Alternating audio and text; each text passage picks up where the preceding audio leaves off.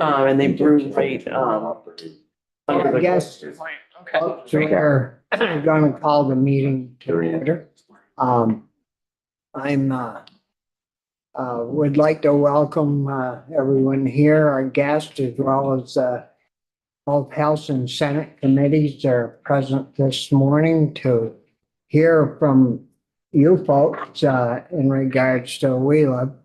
And, to get started, I think we'll introduce ourselves and then we'll get to Charlie Hammond, be our first witness. So it's great to see all of you here. And I'm Bobby Starr, Senator from Orleans County. And we'll start with, well, maybe we ought to get our other I'm chair. happy to be last. That's fine. Brian Collmore, representing the Rutland District in the Senate. Heather Supranat in the House representing Windsor 4, Barnard Pomfret, Bridgewater. Mike Rice, represent the Bennington Rutland District in the House, Danby, Dorset, Landgrove, Mount Tabor, and Peru. Representative John O'Brien. I represent Windsor Orange 1, which is Royalton, in my hometown, Tunbridge. Representative Roger Graham, and I represent Orange 3, which is Williamstown and Chelsea.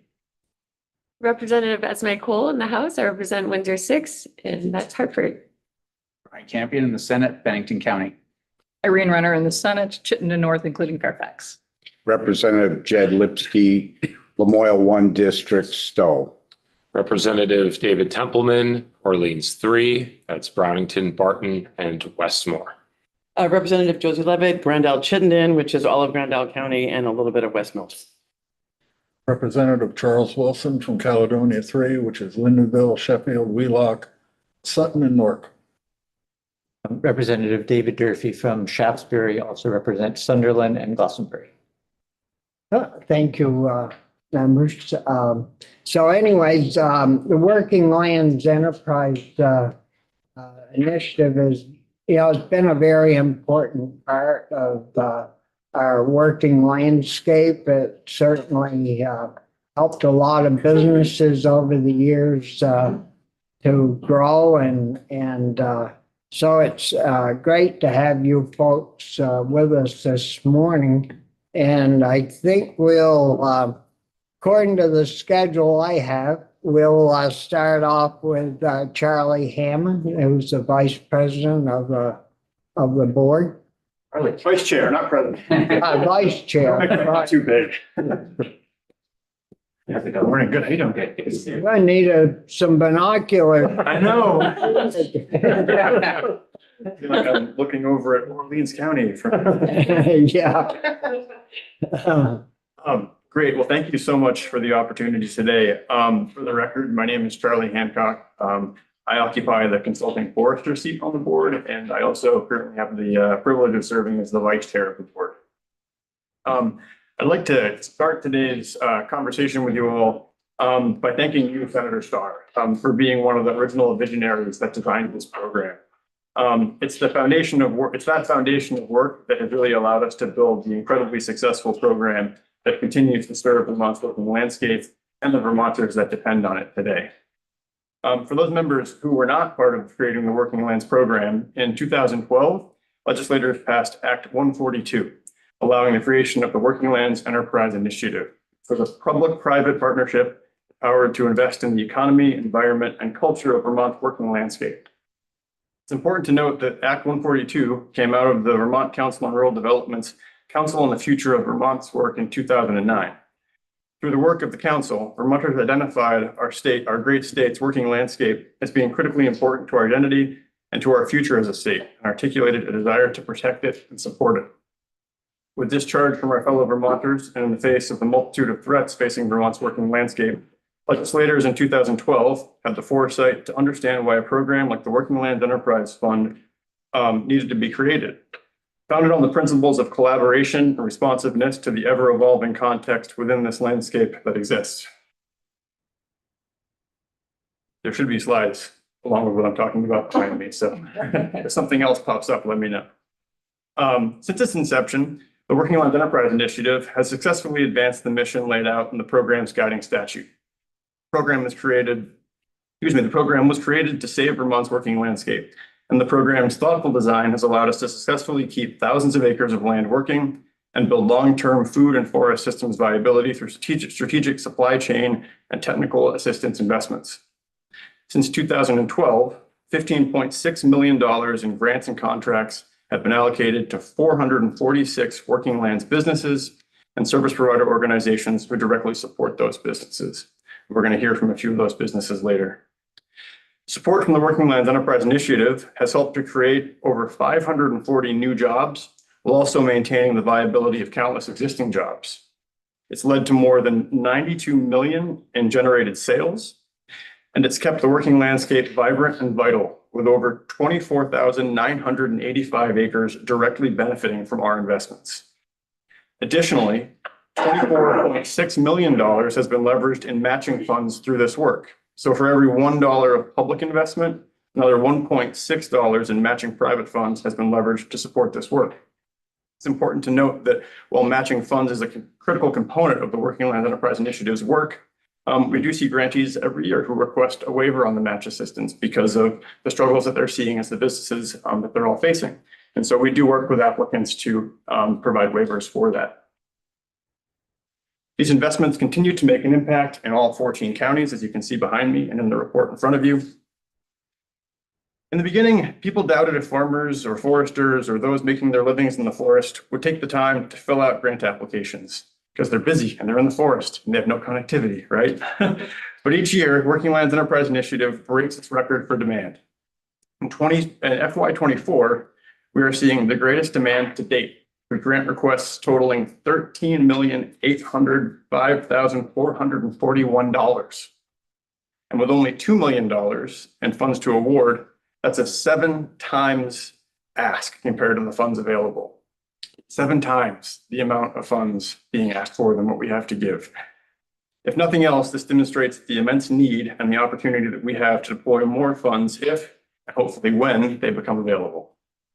At this point, I'm going to hand it off to Elizabeth. Elizabeth Sipple is our program director. Before you leave, Charlie, are there any questions from committee members on the stats that Charlie gave us? Pretty impressive. It's very impressive. I think, you'd be hard pressed to find another state program that has this sort of impact given the investment that we're putting into it. And as we pointed out, the need there is great. And all this data is also included in the really great report that you've got from you for reference later.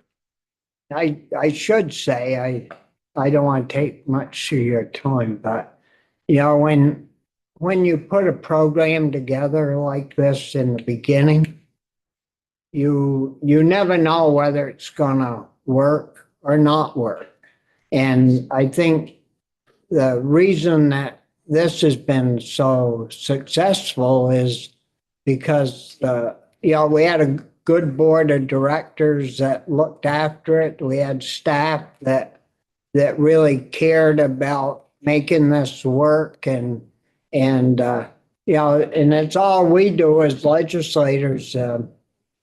I've done anyways, is you listen to people, and so you come together and you put something like this together, but it could backfire and all fall apart if you don't have real good staff people and a board of directors into the future to make it all work. And I think, Charlie, you've been part of this for a long, long time. Yeah, I would be hard pressed to tell you how long. Time is one of those things where most things feel like they happened yesterday and folks say, no, that was years ago. So yeah, it's been a while, but it's been a pleasure and really a privilege to work with the great staff we work with the great board that we have representing all sorts of sectors from across the state, and working with legislators like you to help make this possible. So thank you for the opportunity. Yeah. Great. Thank you very much. Thank you, Charlie.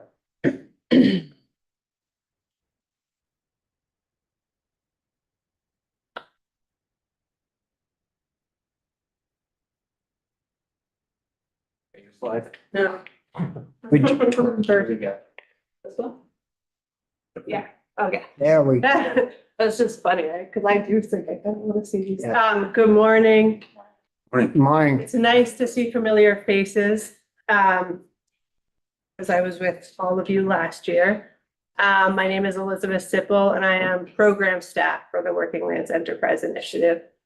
I actually feel like Senator Starr basically offered a perfect introduction to what I want to talk about, which is like, why do we think that the Working Lands program is working so well? Like, what are the structural components that allow the program to be responsive and continue to evolve within an ever-changing context? So I think one of the key elements to the Working Lands program's impact or successful impact is the ability for the program to flexibly respond to individual businesses' unique needs. As you can see here in FY23, we were able to fund 51 projects with just over $2 million in grant making. Could you actually go to the next? So, and I think this is the slide that captures the diversity. So like, this is the slide that to me represents our ability to fund a diversity of businesses flexibly. So, you know, responding to their unique priorities and not being like overly prescriptive. And this also is in the impact report that you have a hard copy of. And I think PDF access to via your website. But, you know, I think it's nice to sort of pause for a minute to let folks take in the diversity of projects. I mean, you're going to see projects ranging from meat slaughter to cidery to maple, primary forestry, secondary forestry. I mean, it truly, like, we do, the diversity is impressive. I also want to point out that there is also a great diversity in the range of the awards. So in FY23, the smallest award, excluding the trade show assistance grants, because those are all 2,500 to 5,000. But the smallest business enhancement grant was $24,000, and the largest impact grant was $250,000. I think another type of diversity that I want to capture is also the development stages of businesses that are funded by the board. As you can see here, the majority of businesses do self-identify as being in growth stage, even more so than maturity stage. But there is also a very meaningful, there's very meaningful representation of funding to early stage and startup businesses. And this is, it's self-identified within the application process. And I do think that there are some early stage businesses that also self-identify as being in a growth stage, just to point that out.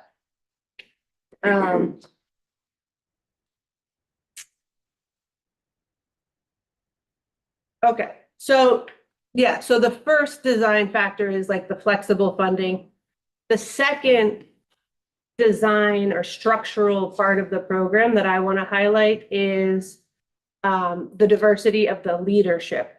So we have the tri-agency collaboration between FPR, ACCD, and the Agency of Agriculture. But then, in addition, we have this incredibly diverse representation on the board, with board members, business owners, service providers that are representing a whole diversity of farm and forest sectors. So as you can see in this slide, each board seat by mandate represents a specific sector or a specific initiative. So we have a maple seat, we have a dairy seat, we have I mean, there's 17. So I think it's just the takeaway here is that there's this like incredible diversity of expertise on the board, which is a real strength. And I think,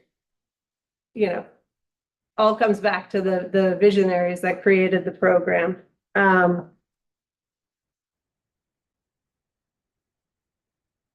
Okay, and this is just speaking to the vision of the tri-agency governance that is a part of the board. So I think that basically the tri-agency collaboration and the diverse representation of the board allows for the board each year to successfully identify and respond to current needs and opportunities. And each year during our annual planning process, the board looks across the landscape and identifies priorities. So examples from recent years are the board has prioritized some targeted investments in meat slaughter and processing facilities, in dairies, and in the strengthening of markets for low-grade wood. Those are some priorities that have been identified through this annual prioritization process. I think that as a result of the expertise, the diversity, and also the annual planning processes that are built into the program's work plan, those are the pillars, those are the cornerstones that allow the program to continue to evolve, to be responsive.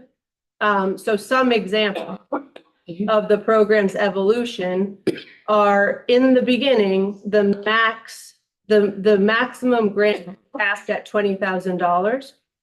But in recent years, the board has especially leveraged special appropriations, as the $2 million of ARPA appropriations that were appropriated in FY23 to strategic investments of up to $250,000 in supply chain projects. So projects that are going to have significant impact on the specific supply chain that they're targeting.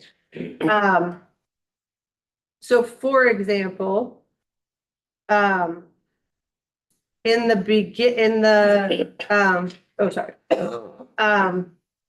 so prior to the existence of these larger grants, we call them the impact grants, the board was not investing significantly in supply chain infrastructure, such as distribution and processing initiatives.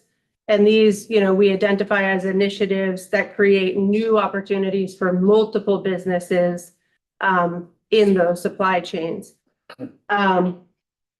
So this slide shows how that has evolved. These are all examples of grants that are building the food system and creating new opportunities for multiple businesses. So we'll see grants made to distributors. One example is the grant that was made to Farm Connects, which is actually photoed here. They received a grant for $250,000 to scale their operation. And Farm Connects delivers products for over 100 Vermont producers. And they were moving, in 2022, they were moving $12 million worth of product in 1,200 square feet of space. So this grant was helping them to upgrade their infrastructure and actually expand their space. And I think you will also see the result of the targeted funding to meat slaughter and processing facilities in this list. I think in the beginning of the program, we did not see significant investments into primary production with forestry and like logging and sawmills, largely because the cost of the equipment that the businesses need is so high that a $20,000 grant like barely scrapes the surface. But as you can see in this slide, that has changed significantly. So for example, we have a grant to the White Rock Farm. Basically, it's an example of a sawmill expansion project. So they received a grant for $250,000 to expand their building, to house a new mill and to buy a new used mill, but that was going to allow them to expand their production from 200,000 board feet to 400,000 board feet within the first year of operation. That grant also allowed some expenses to cover the permitting costs, which we know are specifically a challenge for forestry businesses that are looking to expand. And they have successfully completed that project at this point, which is very exciting. So in summary, what I am trying to capture here is that it is the flexible, non-prescriptive funding. It is the annual assessment processes built into the program. It is the experts that are brought into the grant-making process, specifically in the participatory review process that we maintain. And it is the expertise of the board that really allow the program from its structure to remain responsive and to make catalytic investments in both individual businesses, but also investments in initiatives that are building the food and forestry system, in which, all working lands businesses can have a better success, a better chance of thriving. Thank you, Elizabeth. Are there any questions from committee members, Brian? Like about structure or. Yeah, thank you. And this is very helpful. Even though these grants are smaller in nature, if you could just talk a little bit about the trade show assistance grants. What do they entail and how I can understand going to a trade show and getting the product in front of people? Yeah, and that is basically the goal, right? It's to create new markets. It's to support businesses who are looking to go to trade shows, to make connections, to expand their markets. The trade show grants are focused on business to business trade shows. The businesses identify the trade shows that they, are looking to go to. It is a match. It is a grant that requires a match. Are there more specific? No, that's fine. Okay. Thank you. So would that trade show, is Eastern States considered a trade show? Or is, because we have, I don't know how many people go through that Vermont building. And I don't know if they qualify, but, I've been there where you're shoulder to shoulder and elbow to elbow. I mean, there's a lot of exposure to southern New England. Okay. That show. And I haven't been to that specific show. Do you know if that qualifies? It's not a charge to go to the Biggie as a Vermont vendor in the building. It's more they pay a percentage of their commission sales once they are vending in the building to be a participant. So many of the trade shows actually have, thousands of dollars of registration cost, and you stay in a hotel, and there's a big cost to have a business be at a out-of-state trade show event. And so that's what the trade show grants typically covers. Okay. And I know this Portion of those year, costs. we funded businesses to go to trade shows in Texas, in California. So they've identified a market, like a niche. And then, so it's quite, it's impressive how far businesses, are going to break into new markets. Great. Anything else? Thank you. Okay. And I guess I just would like to end by saying, it's Claire and I who are the full-time program staff for the Working Lands Enterprise Initiative, and we are 100%, 150% available, to meet with you one-on-one or to answer just questions that come up after the hearing. Because our contact is minimal, but we would love to be we are as available as you would like. Yeah, we have, Dave would like that. Yeah, there was a slide that you had back a few that showed over time the grant amounts and how the demand had gone up proportionately. Okay, yeah. So just thinking about, since you mentioned staffing, it's not clear how much will be available in funds this year. Did you have trouble handling $5.5 million in 2022 with the staff that you had? It's a dramatic increase from the previous year. So that is the year, and that is the funding that helped create the role that Claire is currently filling. And I think that is, it is critical to have that role be filled with that level of funding. Thank you. So previously it had been one full-time staff person. And I think that the additional staff person also just allows us to bring our human resource, the resources that were the one-on-one attention that we can give to grantees and applicants to a whole nother level. John? Thanks, Bobby. Elizabeth, I'm just looking at your cumulative program impact slide. And well, we have members from Bennington and member from the islands here. I just wondered how you account for such wide range. I was just surprised that Orange County has done so well, whereas Grand Isle and Bennington, are tailing way behind. And what does that reflect as far as the economies or rural nature of certain places, or just the entrepreneurs live in certain counties? I think also the impact grants do make quite, if a county receives an impact grant, so up to $250,000, that has a very big impact in the funding that's going to that county. So I think that's important, because that actually would be interesting. I'm just thinking now it'd be interesting for us to note the number of awards, because that actually might be more equitable than some of the dollars. But I think, there has been a focus, for example, a lot of interest in, the counties that you see with fewer grant dollars going to them.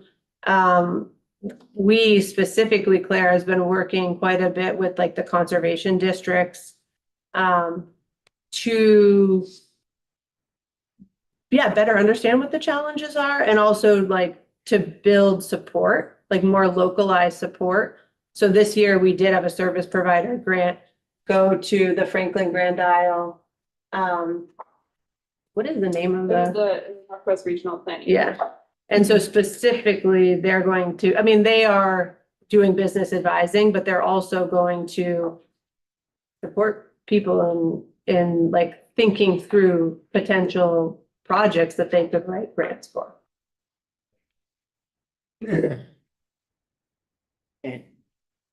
Anything else, John? No. Any other questions? No. Well, thank you, Elizabeth. Keep up the good work. Thank you. And Abby, so you're up. Ready. Senator Westman, do you want to use this musical chairs moment to join us in here? Okay. He's better off over there. Well, it's nice to have both committees in the same room. We don't get to do this right now. Well, I don't know if we have a room at the State House as big as this, where we can have a meeting. No, this, This is a nice big room. It is big. Maybe it's too big. You know, I'm so used to that little Senate room. It's hard to work in a room this size. Yeah. Yeah, it's a nice opportunity. Yeah, we missed rooms 10 and 11 for this purpose. For the record, Abby Willard, Agency of Agriculture. I think some of the questions that you all just asked are a nice segue from Elizabeth's components to the pieces that I wanted to share about the Working Lands Program, which touch on, this design feature of the investments and service provision that the Working Lands Program provides to ag and forestry and working lands businesses. So I've been at the agency quite a few years now, and in 2011, when I joined the agency, I really looked at the Working Lands Program as a granting program.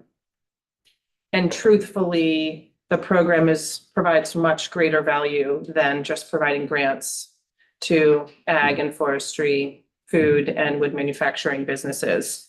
There's this really vital role over time that throughout the design of the program and through implementation that the Working Lands Program and staff provides in the form of business technical assistance and other service provision to support the viability of our businesses. And when we use the term viability in the Ag and Food System Strategic Plan, we were really clear about what we meant by business viability. And it was that we were providing both economic stability, but also social and ecological responsibility of our businesses. And so I think that's an important piece to keep in mind, that that's sort of the objective of the viability of the program. So from the start, we talked a little bit about the structure of the Working Lands Board. And in the design, there's 3 ex officio organizations that have representatives on the board. And that's from VEDA, so Vermont Economic Development Authority, from Vermont Housing and Conservation Board, and from the Vermont Sustainable Jobs Fund. So those 3 ex officio seats join those 14 industry representatives to make a board of 17. And each of those ex officio board members really bring with them the expertise and the knowledge and the guidance that they have collected over the years of working with the businesses that they either provide business technical assistance to or lending support to. So they really have helped, as well as the other visions from the board members. Where do we make investments, and where are there gaps or needs that need to be addressed in investment opportunities? And Elizabeth spoke to that flexibility that exists within the program every year for the board to sort of reevaluate where investments are most needed. I think, can we move to the next slide? The Working Lands Program really does focus on investing in those service provisions needed by working lands businesses to be successful. In the Ag and Food System Strategic Plan, one of the priority strategies identified that there's 17 additional technical assistance positions that were needed, as well as ongoing support to those organizations that provide business assistance. So that's a huge kind of gap and need that was identified in that strategic plan a few years ago. And I think we've had some success statewide in adding to those technical assistance positions. But again, just that ultimate recognition that for businesses to be successful, they need the investments and grants, but they also need that accompanying technical assistance and service provision to be able to make the pivots and the growth and the adaptive changes in their business models. So in response, in fiscal year 23 and 24, the Working Lands Board really focused on what they called executive business skills. So that would be providing investments to businesses around marketing, around workforce development, looking at succession planning and kind of business transitions needed, as well as just sort of overarching business planning. So those executive business skills are really different than technical assistance on the production side, and different from business planning in the traditional sense of helping you with your financials and figuring out how to write a business plan and prepare a profit and loss statement and a cash flow sheet. So these executive business skills are really around the nuances of being a successful and viable business. Then Working Lands, acknowledge the need to make direct investments in businesses of all those grants that you've seen, to help develop these executive business skills and viable business strategies, as well as making grant and contract investments in service providers themselves who work directly with the businesses to help them be successful. So a couple of examples in 2023, the Working Lands Board made some really targeted investments in 2 grants that we wanted to just sort of focus on. One was to the Center for Women and Enterprise, which was an award to support businesses that were either owning and already had an established working lands business, or were looking to do a startup of a new business, but located in 2 kind of critically needed areas of the state, so the Northeast Kingdom and in Southern Vermont.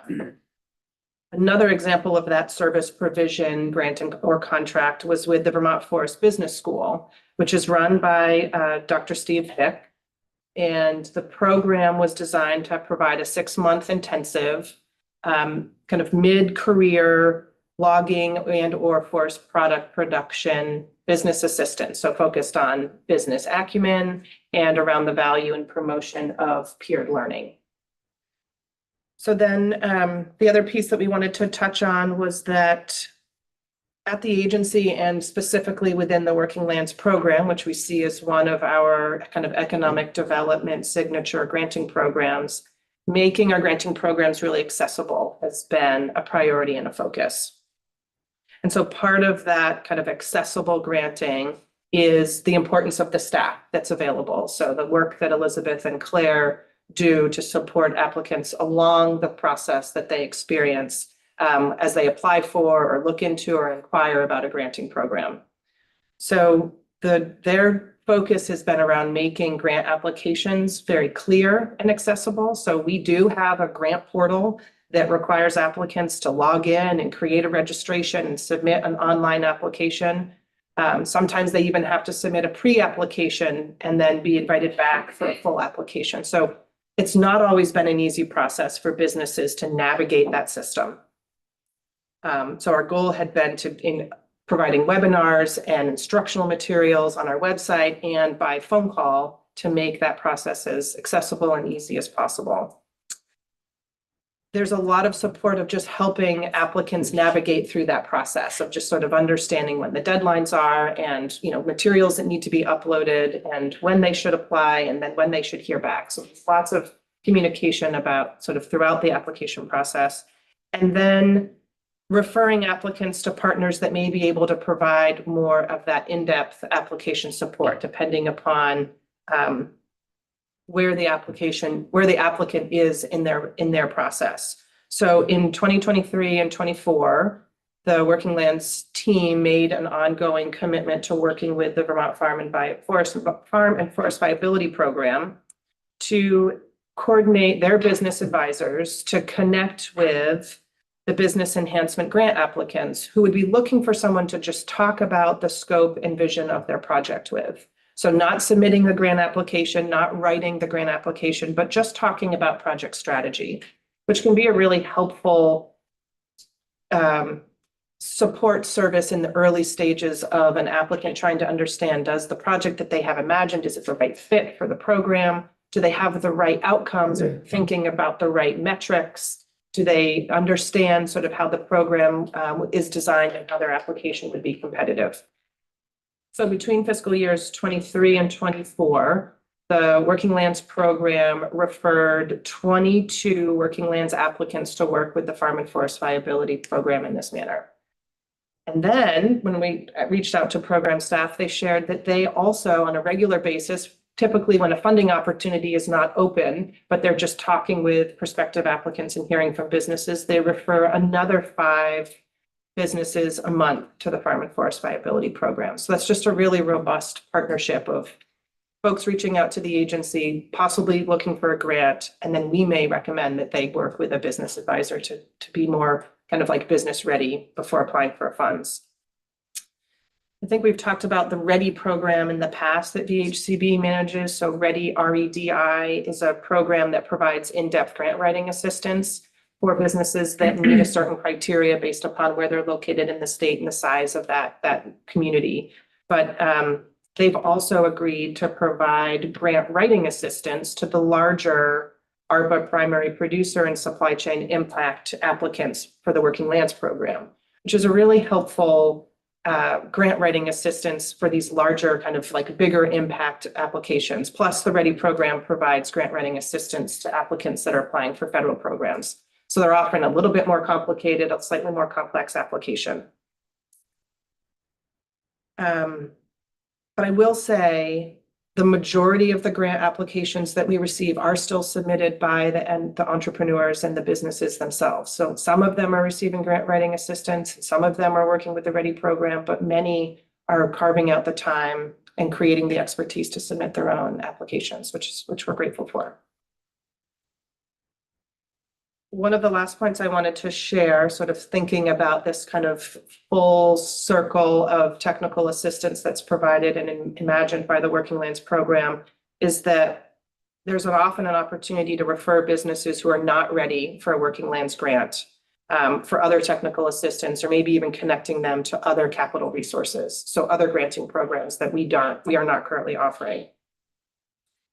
And because we want to see Working Lands businesses sort of feel supported by the program, even if they're not receiving an award, that's what this envisioned kind of partnership is sort of connecting them to other grant opportunities. And because this program has been so oversubscribed year over year, there are many high quality and oftentimes even shovel ready projects that the program and the board are not able to invest in. And so really directing them to other funding opportunities that they may be successful with.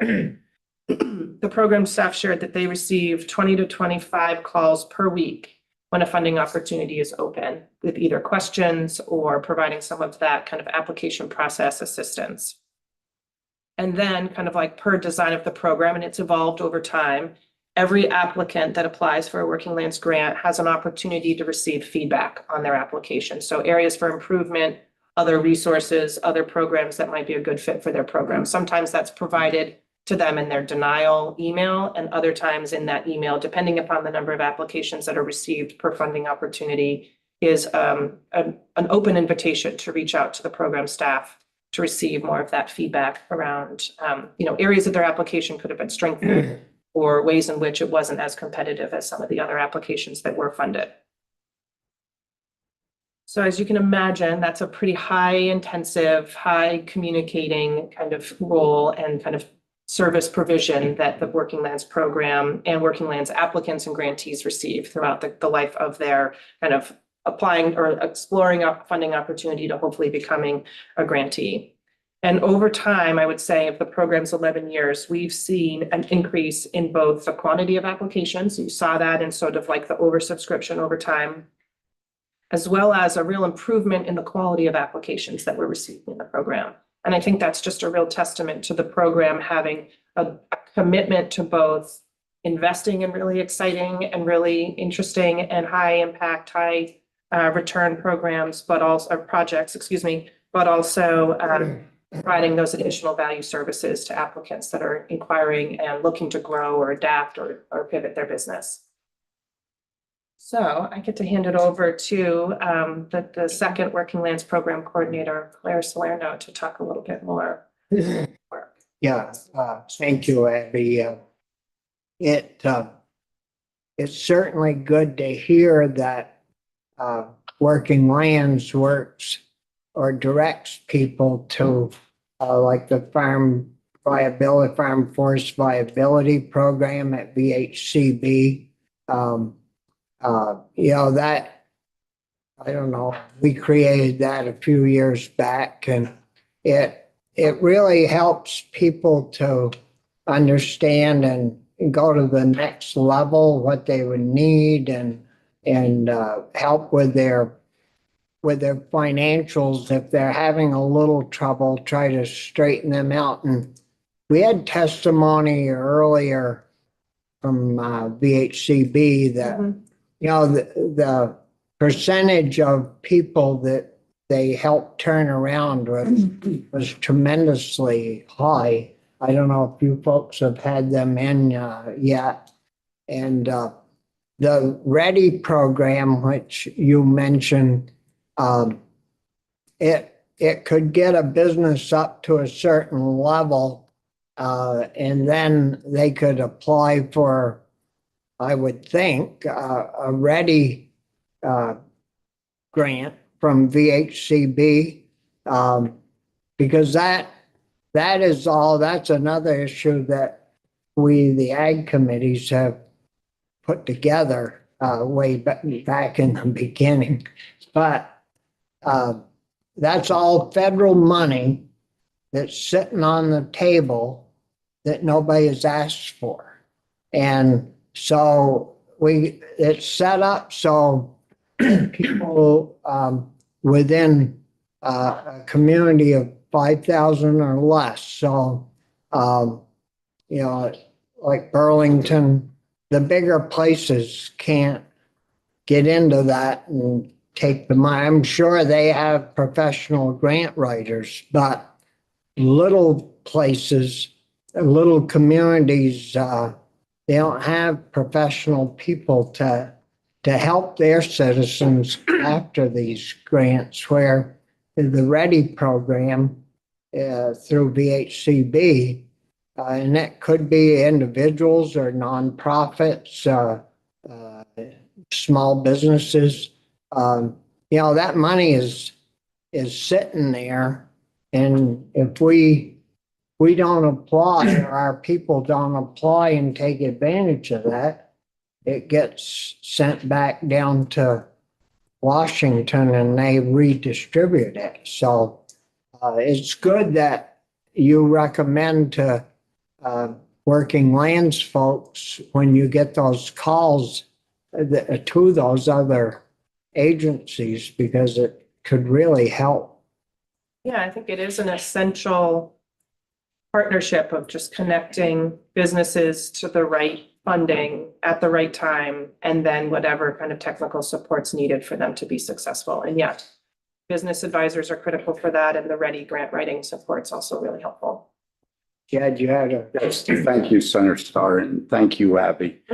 I just wanted to make a comment regarding an initiative that you funded and highlighted, and that is the Vermont Forest School led by Stephen Bick. And I liked your presentation across the board about the segments of both, you know, social, economic, and ecological values as criteria.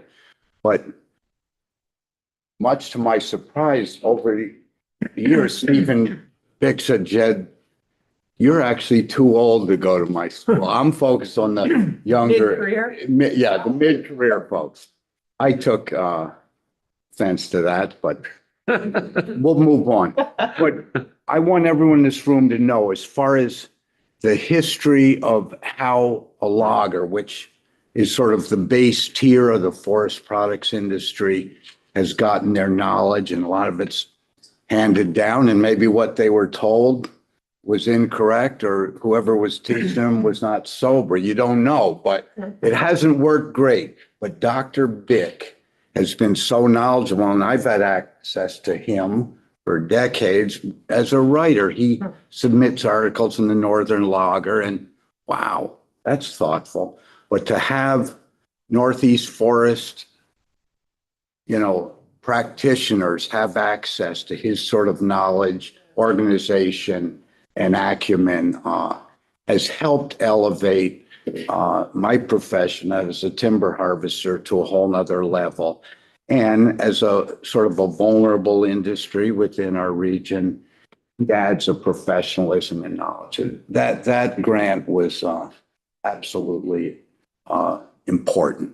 And I thank you for that, for your whole organization to recognize that unique need. Have you participated in any of the peer, kind of to peer business support that this program sort of focuses on? In some regards, I have. Obviously, I've gone to, you know, tech centers, Green Mountain Tech, and, you know, to give insights and intel for young folks trying to get into the logging business. But, and I've served in like the summit we had at Bolton. I interacted with Dr. Bick, and I try to be an advocate in our committee for some of this stuff and the Master Logger program, that sort of thing. But No, I've just been out there as someone who cares immensely about our future in this world. But thank you for recognizing Dr. Bick's gifts. Well, thank you, Jed, for your question. Thank you, Abby. Stay in touch. Yeah, not going too far.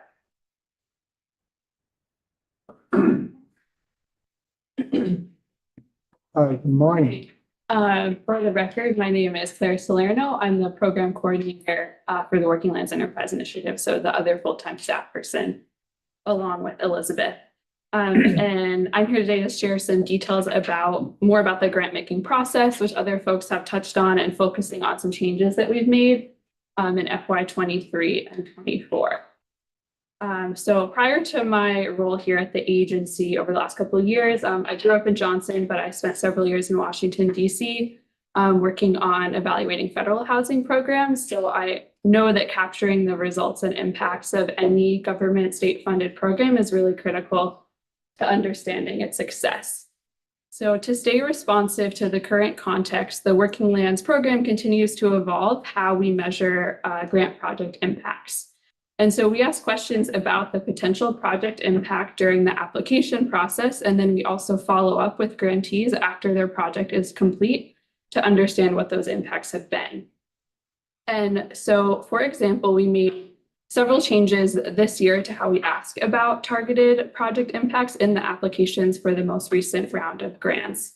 And we made these changes based on feedback that we heard both from applicants during the application process, as well as from focus groups with business advisors, such as those at the Farm and Forest Viability Program, as well as Working Land stakeholders last summer.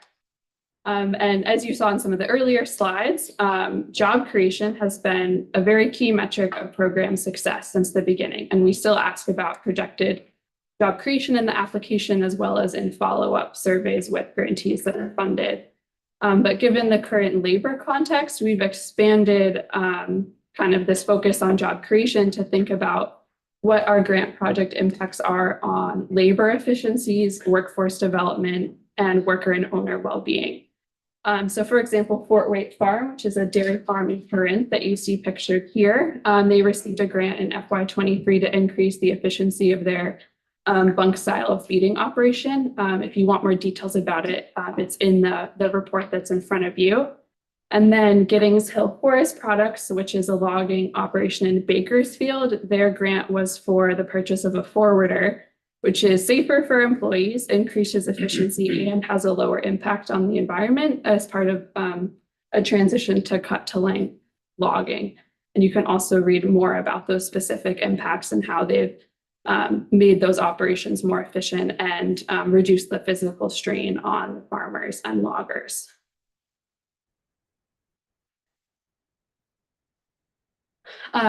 So similarly, we've always prioritized the project impacts on increased acreage in production, wanting to expand and retain Vermont's working lands acreage. But we also now prioritize what grant project impacts are on land management, climate mitigation, and climate adaptation.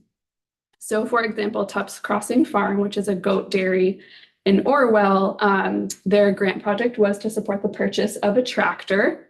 And the key kind of element of having that tractor was the ability for them to both brush hog their pastures and to stack their hay bales in their manger. And so the key kind of impact there was both on the land management, improved pasture quality, which therefore improved their ability to pasture their young stock well into the fall, which was not something they were able to do before, as well as to both increase their storage capacity by the ability to then stack their hay bales higher, and then also cut in half the time spent kind of transporting hay bales from the storage to then the feeding area. So there's kind of like all of these impacts around both land management and then efficiency that we're seeing in this grant that seems kind of like a straightforward tractor purchase. And so we've made these changes so that we can kind of capture these really important impacts of the project.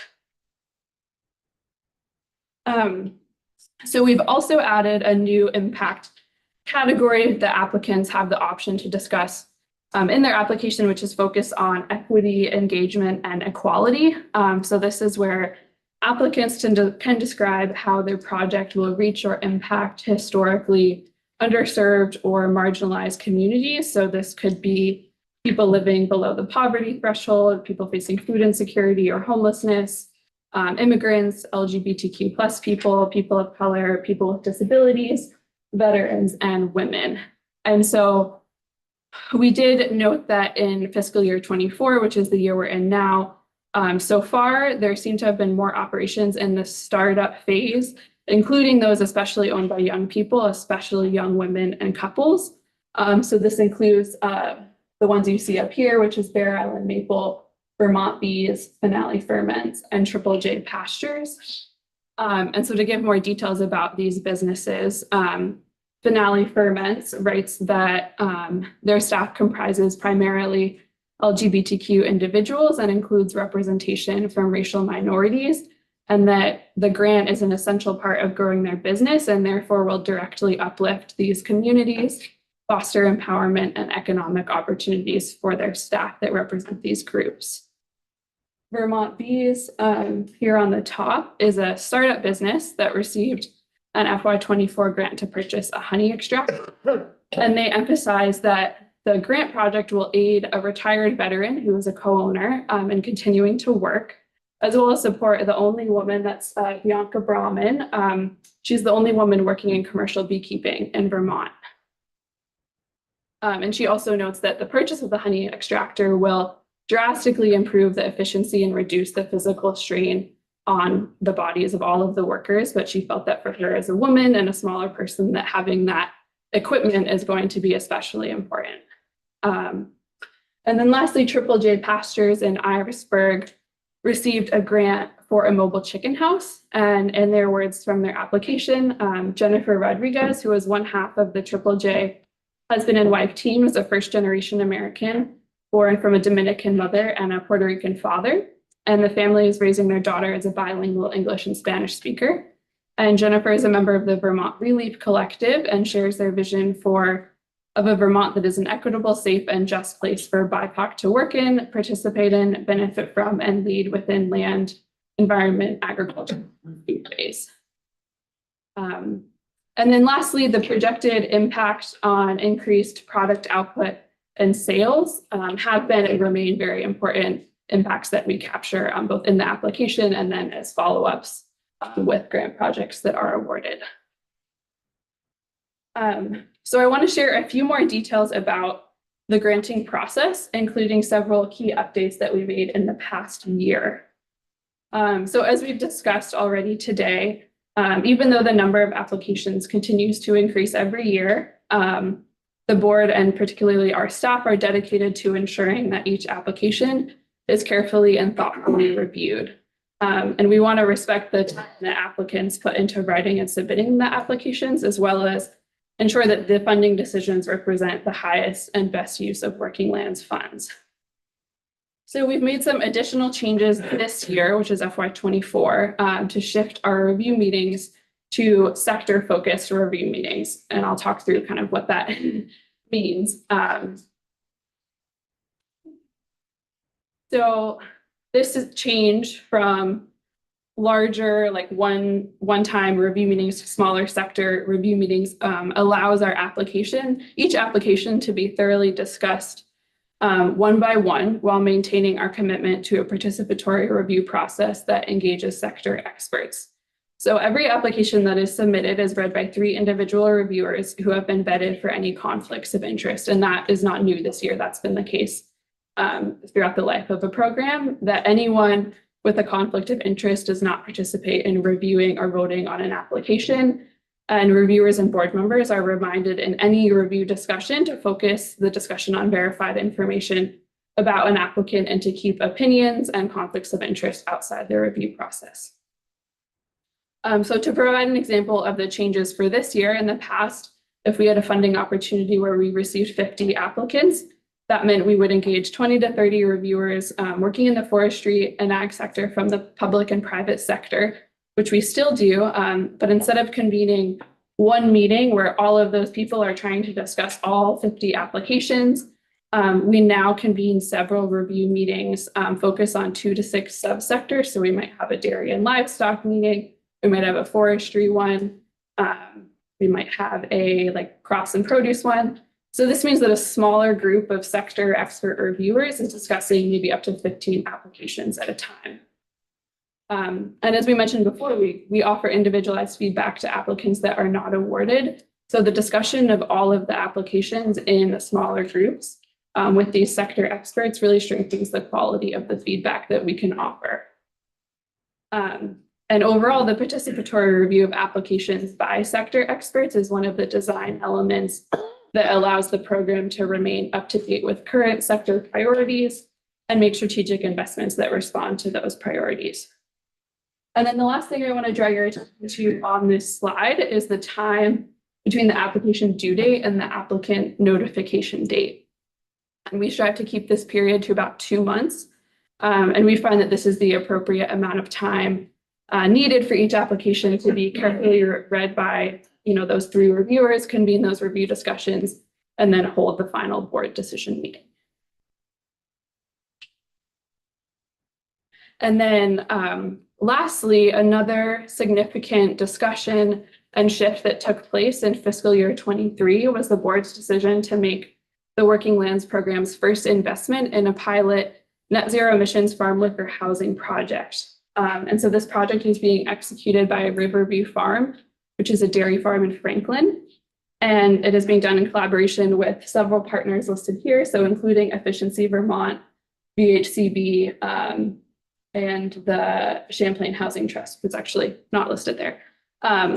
And so we've told businesses and service providers working in the farm worker housing space that Working Lands funds can be part of funding housing, but they're best placed to fill that minimal last mile gap in financing. So when there's already other sources of funding invested in the project. And so in FY24, we've received $355,000 in requests for farm worker housing through the recent ARPA Primary Producer Impact Grant. And the board has decided that they'll invest up to $200,000 of those funds into housing. And the board's decision to invest one-time allocations into farm worker housing is driven by the human rights concerns surrounding current living conditions on farms and the importance that decent, safe housing plays in any farm's long-term viability. And the board has decided that base allocations will not be used for farm worker housing. And taking questions. Thank you, Claire. Any questions for Claire? Well, they're letting you off easy. Oh, yeah, Oh, sorry, Bob. That's a very impressive group of 5 institutional funders, but the Working Lands grant on this farm worker housing project was $171,000. Did those other institutional funders make up the entire amount, or was there some level of match by the farm themselves? I believe there's some level of match from the farm itself as well. And my understanding is that all of those other pieces were in place, including match from the farm, and we were the last funder. They came to us and said, we have all this, we cannot make this happen without additional funds. And that was why the board decided that if this was going to be the funding that could make it happen. Well, just as a final comment, Claire, I got to say, in our committee, the House Ag, Food Resilience and Forestry, farm worker housing is an issue of importance within our committee. So I laud that. And I think I will say that I think it's a precedent now because we have the board has agreed to fund farm worker housing out of the year 2 ARPA grant opportunity. We won't be able to fund at this level, which we let all of these partners know. We had a very participatory conversation because this year we have 5 requests for funding for farm worker housing. So we're looking at more like a max award of 50,000 So they knew preemptively, the businesses also knew that they would need to figure out their funding package with like that, basically like ability to fill that gap in their mind. So in some cases, that does mean that the farm has to be willing to take on a slightly larger loan. But they are able to use the grant funds to help leverage that loan. So that's the one advantage. Thank you. John? It's clear. Last year's appropriation for the Maple Meat Produce grants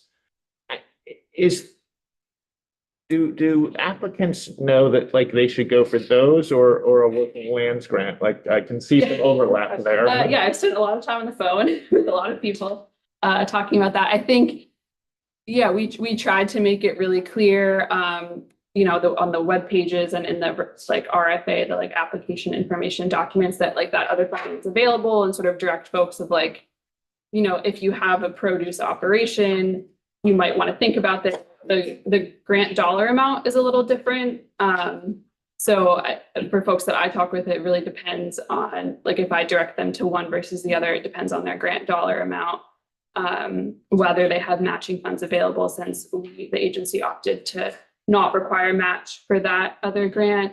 And we did make the choice to allow folks to apply for both if they wanted to, that could be their decision. We didn't want to be restrictive, but that they couldn't be awarded both. So with folks that kind of fall into both, I've definitely spent a lot of time kind of helping them weigh those options and understand what the timelines and like that they can, you know, choose how to invest their time if they qualify for both, or if they don't, helping them direct to the right one. Can I ask a follow-up on just one more? What I was thinking of looking at your business grants was this the sort of floodgates, opening the floodgates problem, where like Sweetland Farm got an electric tractor because they want to transition to carbon-free farming. But now, once you've given a grant like that, I can see 1,000 farmers saying, "Oh, we want an electric tractor too," including some on this committee. So, you know, what sort of thought when you're giving grants like that? Do you think like, oh my God, we're going to have 20,000 people apply next year? Yeah, well, that was the big question with the housing project was, are we going to open the floodgates? We have $1 million every year that cannot possibly cover. So I think that's why for that example, we opted only to use these special appropriations for housing. Because something like the tractor, I think it's a matter of, that's kind of maybe a pilot. We stay in touch with Sweetland, understanding like, okay, what has the impact been? As I mentioned, we collect all that information. And, you know, if it turns out it's not going so well, or like whatever reason, then maybe if, you know, 1 million other farms come, maybe it wouldn't be funded. It's also a new technology, like, Yeah. so it's quite interesting to be able to test it out and see if it's viable. And I think it's also a part of Sweetland Farm they're very dedicated to becoming as close as possible to a net zero, like carbon emissions farm. So it's also part of a much larger initiative for their farm, which I think also made the grant more interesting. Like they're looking to, you know, transition their greenhouses to be wood fired. So I think that's another component. It's like helping them with a larger vision, but if there's a farm that's like, you know, not making those like, you know, like the level of commitment to transition, like maybe that would be a less competitive grant. Thank you. Good. Any other questions from the committee? No, thank you, Claire. Thank you. They're also still waiting for their tractor. That's the problem. Yeah, that's like, oh, Where do you get an electric tractor? I remember where they're sourcing it from, but. Yeah, no, that's not, It's Monarch, isn't it? that sounds right. Yeah.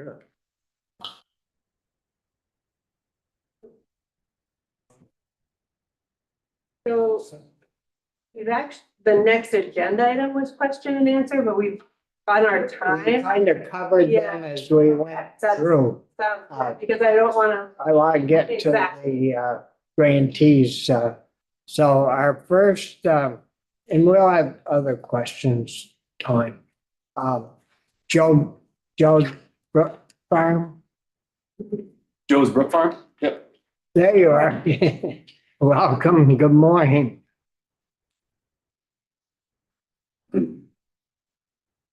So you were a grantee, and you're going to tell us a little bit about how it helped. Absolutely. Yeah. So my name is Eric Skofstad, and together with my wife, Mary, we own Joe's Brook Farm in Barnet, Vermont, Caledonia County.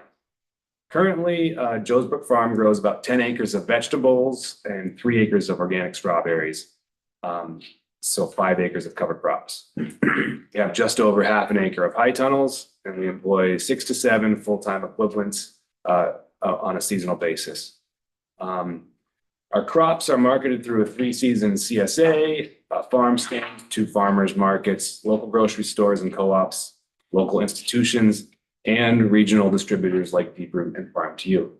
So we have to sell to a lot of different places to make our business viable.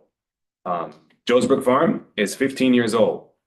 So in 2008, in the beginning, we purchased an acreage of tillage on Joe's Brook and a 150-year-old English barn, parts of which routinely fell off into the town road.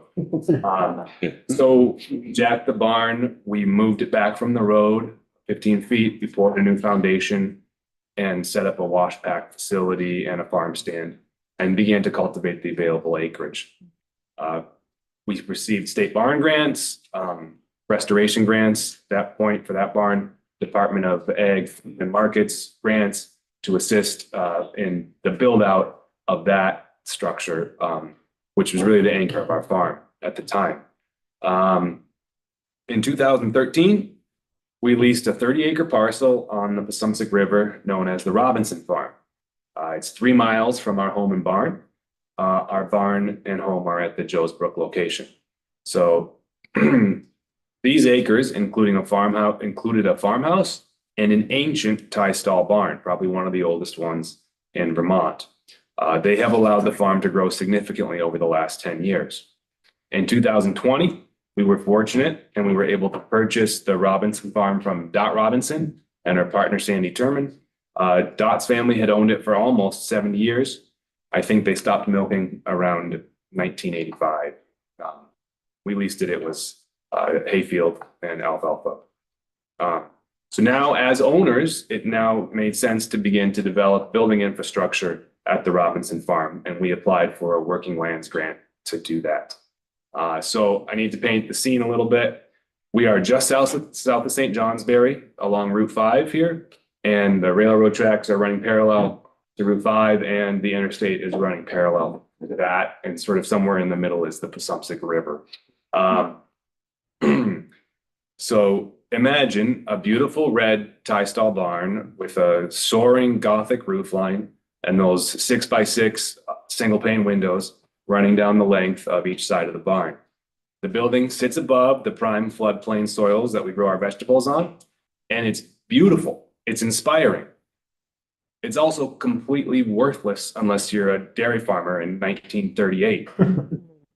All right, so it's almost 100 years old. The barn features about 6 different concrete elevations poured for the gutters, feed troughs, and milking setup, ideal at the time. So without a working lands grant, there is no way I would have dreamed of converting this building to something more useful. Barns like this are a black hole, a money pit, and they will never be as functional as a new purpose-built structure. But the barn that I described embodies this pastoral Vermont, and there just aren't many like it left. It is what we want our Vermont to look like. So the tension is, as a farm, we need to constantly invest in buildings and equipment to make us more efficient and increase our capacity. We don't have the luxury of fixing up old buildings for looks. With a working lands grant matching our farm resources, we think there is a way to strike a balance and keep the barn around while adding capacity and creating efficiencies. So with an old barn, you have to start at the beginning. So our grant, our project, is basically that, ripping out 100-year-old concrete by hand, digging in water lines and drainage, pouring a new reinforced slab, installing new overhead doors, insulating the shell, upgrading the electrical service, all of which will allow us to develop additional vegetable wash pack storage infrastructure over time. Converting the barn, which is 36 by 96 to vegetable production, will result in the following outcomes for us. Reduced travel on Route 5 with equipment, product, and packaging. It's currently a 6-mile round trip from our location at Joe's Brook Farm to the primary fields on Route 5 at the Robinson Farm. It will give us increased vegetable storage capacity, increased product cooling options, and ice machine access closer to the field, optimized seed, fertilizer, and packaging storage.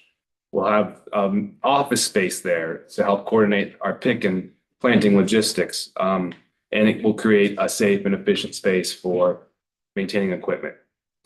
So this new space will increase our capacity for palletized loads, increase our efficiency pre and post pick, increase the quality and longevity of crops coming in from the field, and increase the use of mechanized equipment now that we're better able to maintain and eliminate downtime. We think this will increase sales, particularly through our large customers and regional distributors like Deep Root and Farmers to You. So like with the new ice machine infrastructure, we imagine we could double the amount of bunched crops we ship through Deep Root by improving the quality and the capacity, probably an increase of about 650 cases a year of crops like kale, bunched flatleaf Italian parsley, and cilantros, exciting crops. Our efforts to build a more efficient cooler in this newly converted barn have also been assisted by the Working Lands Program in another way, sort of through a service providers grant, I think. We have received a matching USDA Rural Development Grant targeted for efficiency upgrades to replace some of our coolers in our old facility with a newer cooler in the new facility. And a group called Clean Economy Works received the Working Lands Grant, and they applied for these energy efficiency upgrade grants on our behalf, and at no cost to us. And so while it's reasonably easy for me, I'm comfortable with the state of Vermont grant application process. To apply for a USDA grant is something different entirely. So very grateful to have the assistance of these service providers to help us really make the most of this project. That group again was Clean Economy Works, and they're helping a lot of farms. So, you know, a lot of cool things about this project. Everybody loves old barns. I think my favorite things about farming is fixing up these structures. I've done 2 of them now. It's a work in progress. We're still working away at it. We're doing most of the work ourselves. And it's I don't know. When you use these structures, then it makes sense to maintain them, and they exist on the landscape, and they bring a lot of value culturally. And I think they also now bring a lot of value through the production. So that's our project. Oh, thank you, Eric, Senator Campion. Senator, do you have an image, a picture of the barn? It's on the cover. It is. It's this one right here. Great, thank you. Yeah, it's pretty beautiful barn. Yeah, it is beautiful. Yeah. What style barn did you call it? Thai? I call it, it's a Tice. Well, Heist. Joe's Brook Farm is an English barn. That's a very different, older style, not for specialized dairy. Okay. That's not there. The barn that we're talking about in this case is the Robinson barn. It's a Thai style barn, probably a kit dating from the late 30s or early 40s. It would have been one of the last barns built for the storage of loose hay. So hand harvested, hand raked hay, possibly, not compacted in any way. So the upper level just soars when you're in there, and you can't imagine what to do with it. It's got a Gothic style roof line, which is a problem because it's curved. So roofing it becomes very challenging. So that's something we'll have to look forward to in our future. But it's a unique building. Beautiful. Thanks for giving it. So, Eric, how soon will you have your project completed? Yep. So we got the concrete poured. I mean, we worked away at it all last summer. We had a difficult growing season with a lot of hours spent recovering from floods. We do have floodplains that we farm. And so that took some time, but we got all the concrete poured, removed and poured, and we dug in all the drainage. We poured over 60 yards of concrete before the winter service charge kicked in on the 1st of November. So that felt great, and we're just sort of catching our breath, and we'll start back up in it once it thaws out a bit. Yeah. Yeah, good. The next step is to frame in the in-walls and the new doors, and beyond. Brian? Thank you, Bobby. So Eric, we seem to be appropriately focused on the barn, which is great. And to follow up on Senator Campion's question a little bit, is this a recent picture? In other words, if somebody drives by and you've done most of this inside the barn, how much of that would people be able to tell as they sort of drive by? Because it looks like it You probably. can tell there's a project going on because we had to, again, jack the gables of this barn for footings to accommodate the new slab on the gables. We were able to leave the eave edges intact along the 96-foot length of it. So it looks the same from about the top of the windows up, but on the gables, there's the Vermont tarp look going on for the winter. But everyone got to watch us work on it. And people are really nice. They stop in and they just say, "This is incredible, better you than me," or that kind of thing. And they also say it gives them hope. It's like so encouraging to see people working on these types of. Congratulations. Yeah, thank you. Gorgeous. So, you had 15 acres and then you bought 30 more. No, so currently we started with only 1 acre of tillage. 1 acre, and that was up through 2013. So from 2008-9 to 2013, we had 1 acre of tillage that we farmed. And so we were a market garden. And we expanded dramatically in 2013 when we leased, when Dot Robinson and her mother Carol leased us that property, the 30-acre property, which we now grow about 10 acres of vegetables, 3 acres of strawberry, and another 5 acres of cover crops on. You've got a lot of product to sell. We do. That's the hard part, honestly. Yeah. It does move, but do you send any to southern New England, or is it mostly here in Vermont? Most of it's direct to consumers here in Vermont, Caledonia County, and across into the White Mountain region, Littleton. We're pretty close there. And then, like I said, a big focus of this project is to get into that regional distribution more. We are members of the Deep Root Co-op of growers.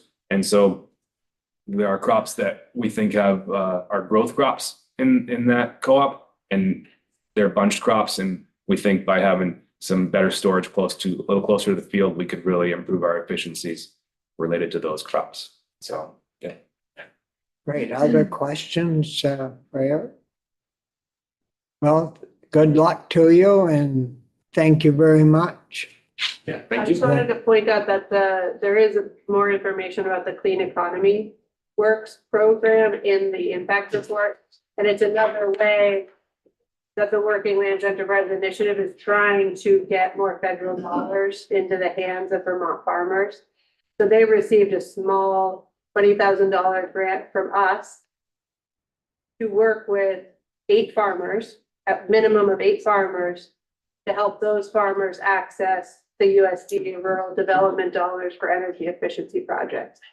So that was what Eric was talking about. Yeah. It's like the sort of double working land support.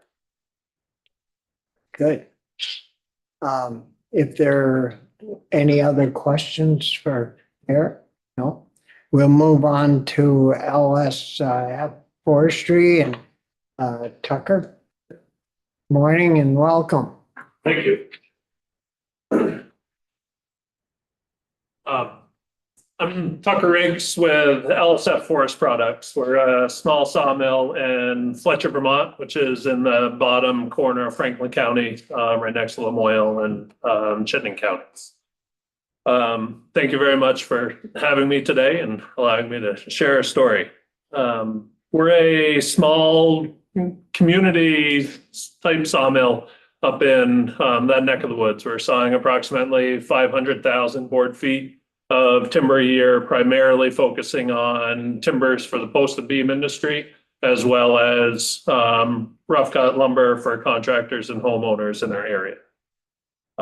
We're a family-run sawmill with approximately 3 full-time employees, plus myself and my father. My father started the business 20 years ago. Shortly after he started, he invited me back to join him, to work with him, and to kind of take it in a direction that I saw fit. I had spent 9 years working and going to school in New York, in Maine, and down in Virginia in the forest products industry, and really, with that experience, wanted to move back to Vermont and really set my roots and, try to make a living here. From the inception of the sawmill, we have grown, again, to find a niche supplying the timber frame, market, the timber frame industry, and we are now the go-to source for timbers for that industry in the northern tier of Vermont and beyond. We've seen steady increasing demand for our products and are in the final phases of an expansion project and process. The expansion and that process has been a eye-opening experience for us. It took approximately 18 months and close to $70,000 to obtain our Act 250 and associated A&R permits for an expansion. And to set the scene a little bit, we are a mile up a dirt road in the town of Fletcher. We don't even have a post office in town. Where the sawmill was started on which was a farm in the 70s, but had been a, family kind of hobby farm. We started the sawmill there, and we, have kind of grown. We went through the permit process originally. That was a very simple, simple process. This latest round to build a 50 by 140 building and do the yard infrastructure that was needed or is needed to expand capacity was a extremely arduous and expensive process. I don't want to bother you, but you said it took 18 months? 18 from start to finish, from when we first started the process to when we finally got the permits. It was about 18 months with the engineer and going through the state. So the Working Lands grant that we received was a $35,000 grant to help offset the cost of the stormwater infrastructure that we'll have to implement and we'll have to build out in order with the permit. We'll see costs of over $100,000 to build that infrastructure just to maintain and to carry on with our operation and to be able to grow to the next step. That $35,000 is a small piece of our larger project, but really a crucial aspect to us being able to, say, okay, this is viable. We don't necessarily have to close the doors. Like we can do this. We weren't eligible because of where we sit as a sawmill and our business structure. We weren't eligible for any of the ARPA funding last year through the Working Lands program. That being said, we are eligible for a supply chain impact grant this year and have applied or in the pre-application stage for a much larger grant to help us with the overall project. So in addition to, the $100,000 of stormwater work, we're looking at close to $1 million worth of, investment into a sawmill in, Franklin County, which has 2 sawmills left. When I was growing up in Fletcher, we had 3 sawmills in the town of Fletcher, and we're down to 2 left in the county. Apart from the direct funding that we've seen through Working Lands for our infrastructure work and hopefully potentially, the work, helping offset the cost of an expansion for our facility, we've been impacted by the Working Lands in, a few different other ways. Had the pleasure of participating in the Vermont Forest Business School on the last session with Dr. Bick. It was a intensive 6-month course. We met weekly. We covered business skills and many different other areas of business development for that mid-career individuals. It's become an invaluable part of my business education, specifically geared towards the forest products and the forest, the forest industry. He continued to host alumni sessions. I continue to, participate in those on a monthly basis when I can.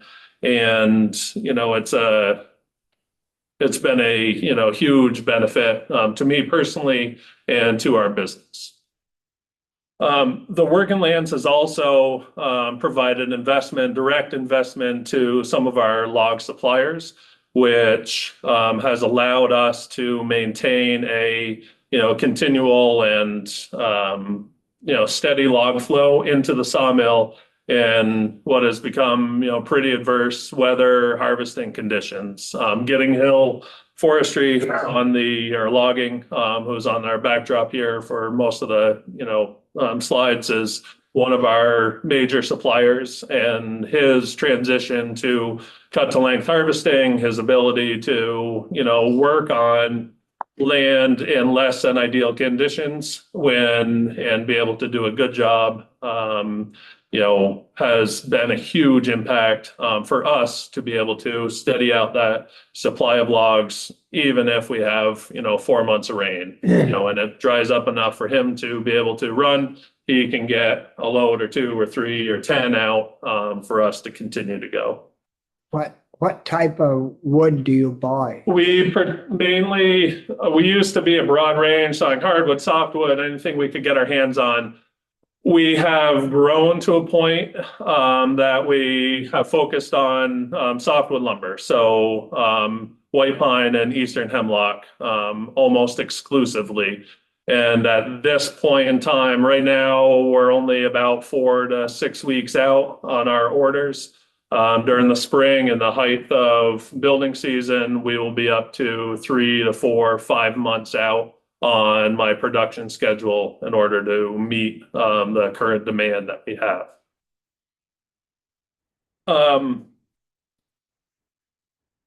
We also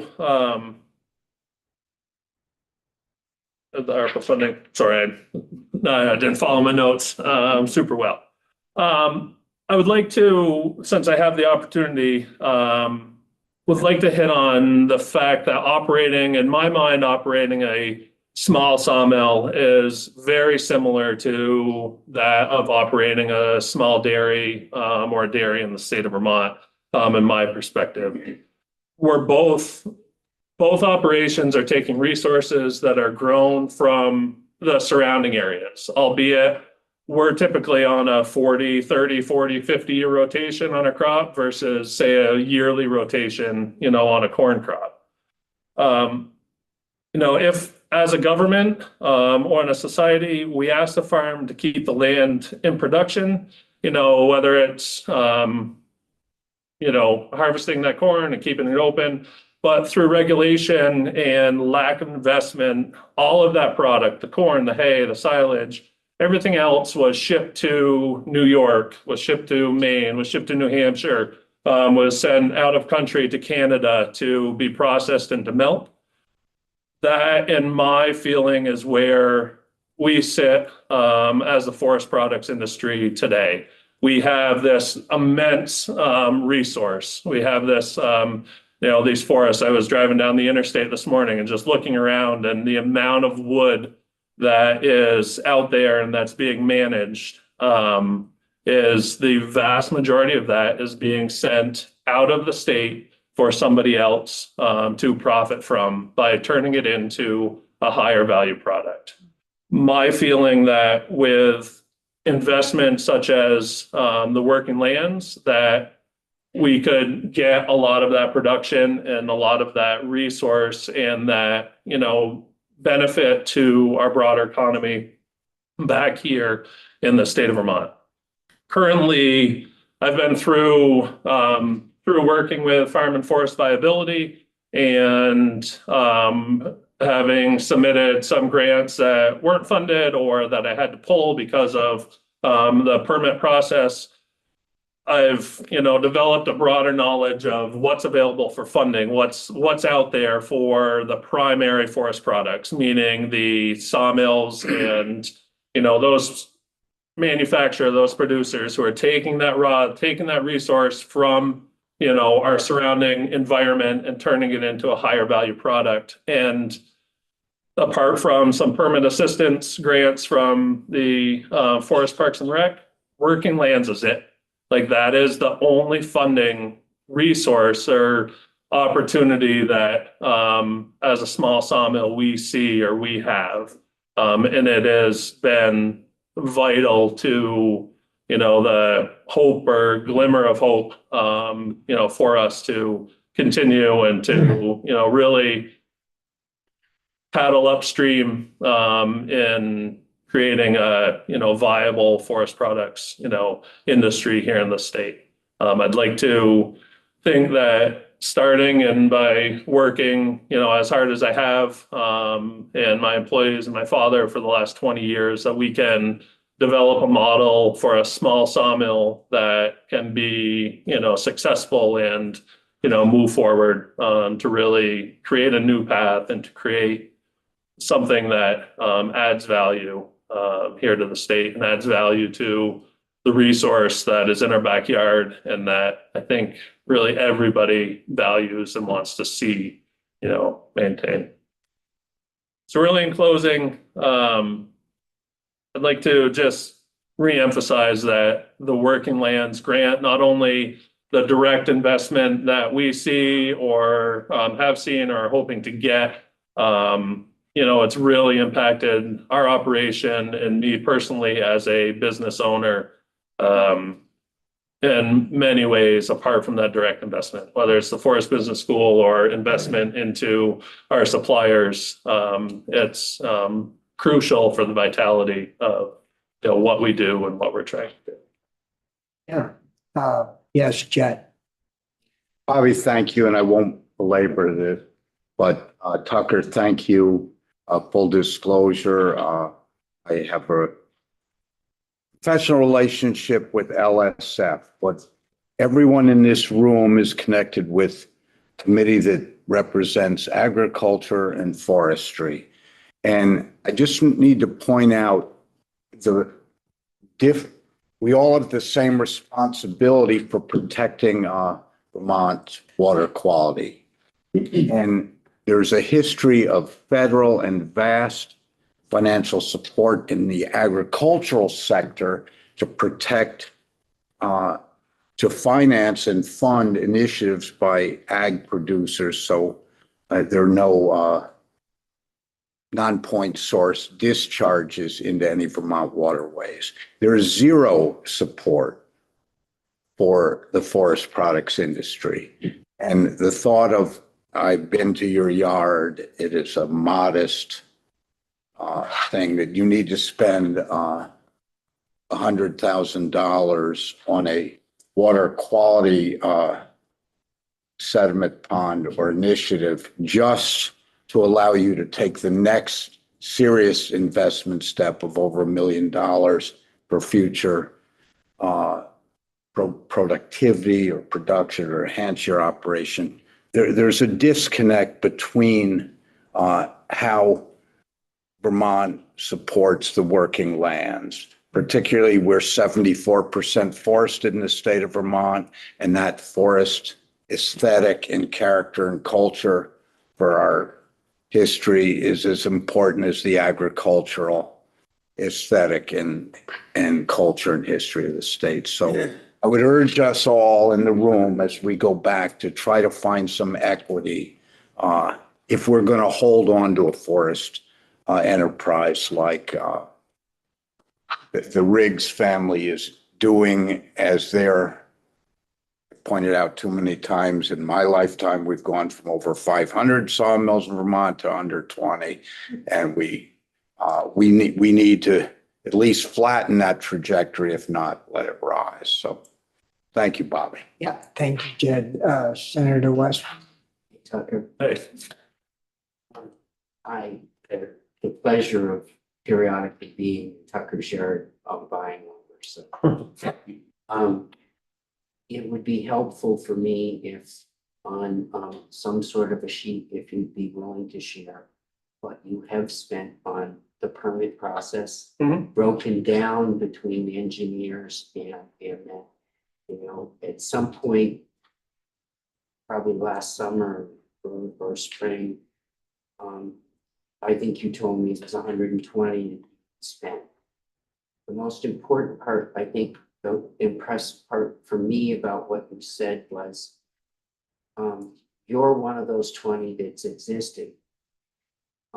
Given the stormwater runoff, given the Act 250, and it's not just one permit, it's the whole group of them that you've had to do. Could you have started as a new business and worked through the process? If we would have started the sawmill and known what, let me back up a little bit. Prior to COVID hitting, we were successful, and you know, it's a work of passion for me, more than like this is, you know, something I'm going to retire at, you know, 55 and carry on, move to Florida and, you know, do whatever. I'm not that type of person. I am a little bit stubborn and would like to enjoy the fact that I'm able to walk out my door and work and support my community there. That being said, if we would have known prior to COVID hitting, we were kind of bumbling along and, you know, had a successful business. We saw a huge increased demand with COVID, with people wanting to source a local lumber. We also, the snowball had kind of grown to a point where we were getting out of our, you know, tight group of customer base for the timber frame market. We've then started exploring expansion and like, how do we do all this as well as our sales grew, you know, exponentially, you know, post 2020. If we were to have gone through the permit process, especially without help from Working Lands prior to that, we would have closed up shop and said, no, thanks. There would be absolutely no way that we could afford that or go through that process. That the money that we've spent on getting a permit represented over 10% of our gross sales for that sawmill to be able to, you know, expand. And then where we are not a large operation, this is, you know, a small mill kind of tucked, you know, on the hillside in Fletcher. We hope to have a larger impact than, you know, being there, but it's definitely been. The real question is, if our hope was that in the future, we'd like to grow the industry. Yep. You're established. You're following on the footsteps of your dad before you and that, and you're established, you've got 3 employees, and you're sending timber and you're doing it. But what's the chances of anybody else opening a business? If they're going to follow the regulation to a T and go through the permit process, 0. They're not going to start a sawmill, or go through the investment. The margins just aren't there. It is not feasible in our current state of the regulation, unless, of course, there was some outside investment, which, as I mentioned at this time, the only outside investment for a small sawmill in the state of Vermont is Working Lands. So how would we reverse the trend? My feeling is either a tiered approach to some of the, permit, the either regulation or, that permit structure, or direct investment to help offset the costs, or quite frankly, pay for the costs of going through that permit process.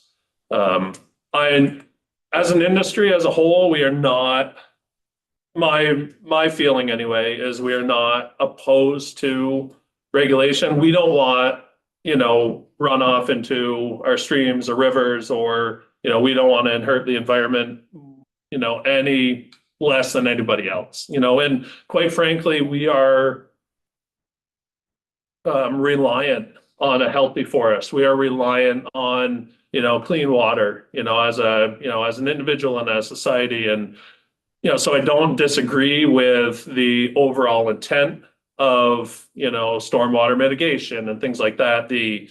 Just the scale or the intensity of the process or what needs to be done. I mean, we went through the same process as if we wanted to site a Walmart or a Hannaford supermarket up on our hill, and there just seems to be a disconnect between what we are going through, or what the process is, to the impact that we really have on the environment, which would be a detrimental impact on the environment. So, I've been where you just came from.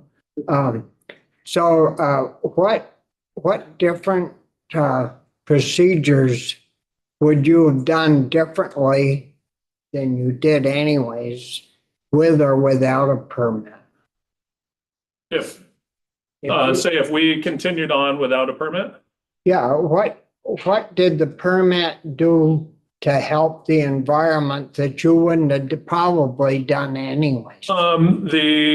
Pretty much it designed the stormwater infrastructure, some of which we already had in place, but it essentially, we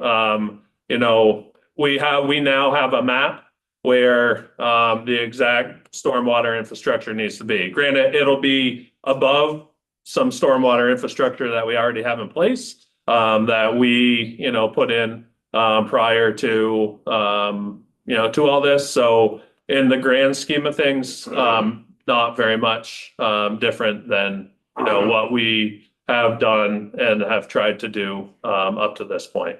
Well, and that's the way Vermonters normally do things, do it right.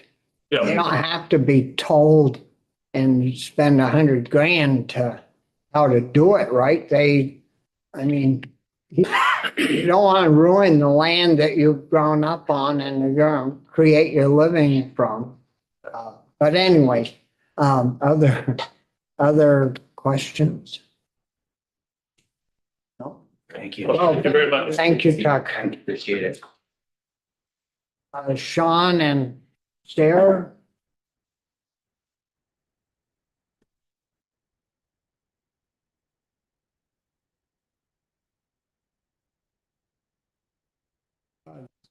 Good to see you. We kind of walked in together. Yeah. You let us in. Yeah. We're stranded.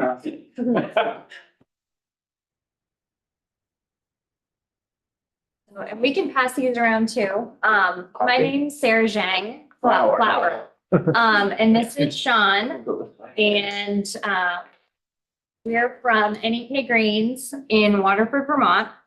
We began NEK Grains in 2020 because we saw demand for local grains, but options were limited or non-existent for Vermont grown grains. Our original plan was to grow grains and sell them in bulk. Freshly milled flour was never part of our original business plan. Once we got more familiar with growing grain, we realized that the margins for selling grain at commodity pricing wasn't going to be enough for the vision that we had for ourselves and our business. In 2021, we started having our wheat, and I should preface this by saying we received a grant in 2022. So our point of view is from having our mill for about a year. So, you know, we've had time to kind of see the benefits of it. So in 2021, we started having our wheat milled into fresh flour and by a baker and miller in Vermont that offered to mill grain for us. We had the infrastructure for planting, harvesting, cleaning, drying, and storing grain, but we were lacking a flour mill, so we outsourced it. In about 6 months, we realized that in order for this to be profitable, we needed our own mill. We were driving 2 hours round trip weekly to pick up flour, and that was cutting into our efficiencies and our bottom line. Our maybe someday plan of getting a mill turned into a we need one as soon as possible. We wanted to make sure that we continue to get freshly milled flour into the hands of our customers and to spread awareness and educate as many people as we could about the benefits of fresh flour, and our Working Lands grant has helped us greatly in this process. In 2022, we were awarded a Working Lands grant to help build the expansion of our farm store and purchase a granite stone mill so that we could create a space to mill and increase production of freshly milled flour that is grown and milled in Vermont. Because of our bigger retail space, we've noticed an increase in traffic. And because of the mill, we can mill on demand. We can guarantee we're sending out the freshest flour possible to our customers. We work with amazing businesses like Trencher's Farmhouse that uses our flour in their pastas. Local Donut uses our flour in their donuts and sourdough breads. Patchwork Bakery uses it in their fresh breads. Open Hearth Pizza uses it in their pizza crusts. And there are many more that are able to access fresh flour because we have our own mill. Our Working Lands grant was integral to the success of NEK Grains. Without it, we would not have been able to expand our space to accommodate a mill room, and retail space. Without this funding, we would have had to take on significantly more debt in the form of a loan or personal funding, and it would have forced us to break this project into multiple phases that would have taken much longer to complete, ultimately slowing the growth of our business. Since the purchase of our flour mill, we've had the ability to increase production dramatically. We're no longer limited by the constraints of having someone else mill for us. Our mill is a 40-inch granite stone mill that can produce 600 to 800 pounds of flour a day. If not for the grant funds, we likely would have gotten a smaller mill, resulting in less output capacity. We're approaching the 1-year mark of having our mill, and since then we've increased our flour sales by about 500% versus before we had our mill. On average, we plant between 175 to 200 acres of small grains, about 60 to 70 of that being wheat each year. And we noticed a shift in how those grains are used. In 2020, we sold much more whole wheat berries in bulk versus now we're using 50 to 60% of our yearly harvest to mill for flour. This gives us a much better profit margin without having to acquire more land. We're very proud that all of the grains that goes into our flour is grown in Vermont. We want to be able to tell our customers that it's grown right down the road. We are one of the very few farms where a customer can get flour that was grown and milled at the same place. Sean is a 4th-generation farmer, and from 1950 to about 2015, his family milked Holsteins, and the volatile dairy market has forced us to look at different ways to create streams of income. When we were dairy farming, we had very little time to look into diversifying income streams because all of our efforts went into making more milk. Selling the dairy cows forced us to look around and see what we could do with what we already had. We know the value of good farmland, and our goal was to keep it in production, maintain a healthy soil, and to grow healthful crops for generations to come. If farming has taught us anything, it's that you have to keep evolving, and that diversification is a very important key to success. A portion of our wheat berries are processed into steam flaked wheat, which is something that local breweries like Foam Brewers in Burlington, Vermont, Reckless Brewing in Bethlehem, New Hampshire, and Schilling Beer Company in Littleton, New Hampshire all use as part of the brewing process in their beer. Right now, we currently offer a sifted flour, which is our version of an all-purpose flour, a whole wheat flour, and a whole wheat pancake mix, which is what's being passed around. The flours can be purchased in 2, 5, 25, and 50-pound bags. In the fall of 2023, we planted a winter rye, and we plan to plant a spring wheat this year so that we can eventually add more options into our flour lineup. With our grain bins, we can store a very large amount of wheat and grain. Our goal is to have 1 to 2 years of grain inventory in our bins so that we have a bad growing season. We can mill and fill orders uninterrupted. Our goals for 2024 would be to start working with distributors around the state and region so that we can expand our delivery radius. We'd also like to begin selling retail size bags of flour and pancake mix online. We're constantly looking at what gaps there are in local grain system and how we can fill them. And ultimately, our goal is to build this grain and flour business up to the point where we can make significant land purchases so that we can secure our future in growing and selling local grains. And in front of us, we also have talked about wheat berries. So this is essentially what we grow and harvest. And then our sifted flour it's our version of a white, all-purpose flour. It has about 20 to 25% of the bran sifted out of it. And then we have our whole wheat flour, which everything that goes into the mill goes into the flour. So we can pass these around too, if you guys would like to see them. Start with, those. And then we have a special sifter that it sifts out some of the bran. So that's where we would get the sifted flour from. Where do you get these? So we grow those right at our farm in Waterford. Right at the Zhang family farm in Waterford, Vermont. That's the farm that has been in his family for 1950. Yeah. This is great. Thanks. Is your farm right?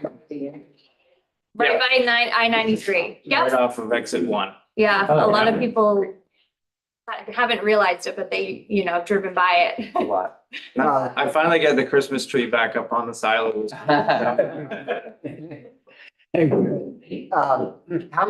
many acres of product do you grow? How many Total on the whole farm? to take care of your flowers and? So wheat varieties is usually about 75 acres total. We've got a new winter rye in the ground that's great for distilling and baking.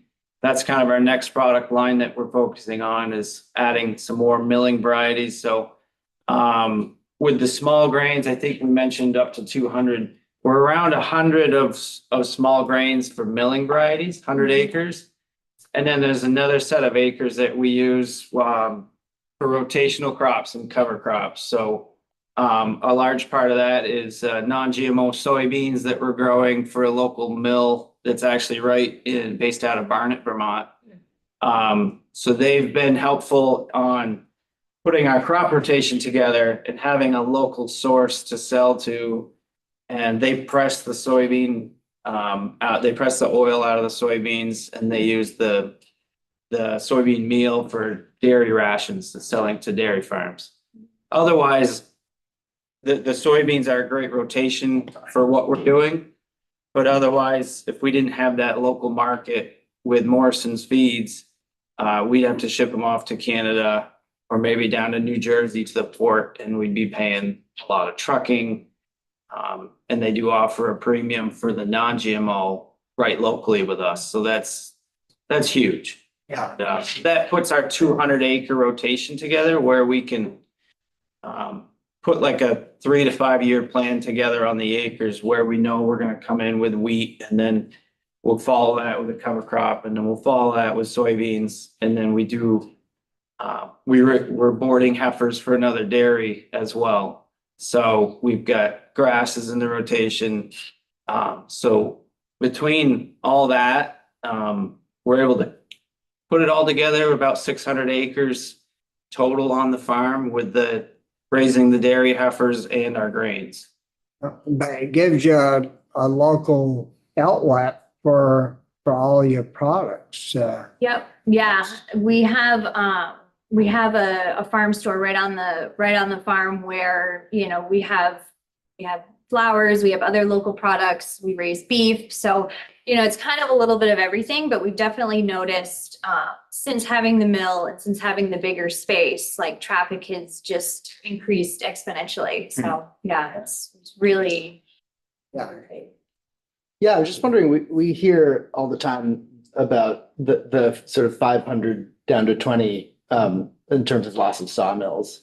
I wonder if you have any historical context for how many grain mills, flour mills there would have been and how many there are. Well, yeah, I mean, yeah, in Vermont used to be like the breadbasket of, you know, New England in the 1800s. And we used to have a lot of grain. There used to be a lot of grain grown in the state. But yeah, I mean, really honestly, like when we talked about, you know, not doing flour, like we really had no interest or no, you know, we didn't realize that people had so much interest in flour. You know, like I said, we went from like, yeah, maybe someday to like, how fast can we get a mill? Cause we're kind of maxing out the capacity that, you know, that our miller could do for us. But yeah, I mean, there's maybe a handful, if that. We know some other farmer friends that are doing some milling at their farm and starting to kind of get their products out. Yeah. And I know there is a friend of ours that helped us start with grains from Greensboro, Todd Hardy. He's starting a project down in Ferrisburg. And I believe he's going to be receiving grain is what the vision is, and offering different types of cleaning equipment. Because that's one thing that as we built this up from 2018, we were transitioning away from dairy and just raising some heifers for another farm.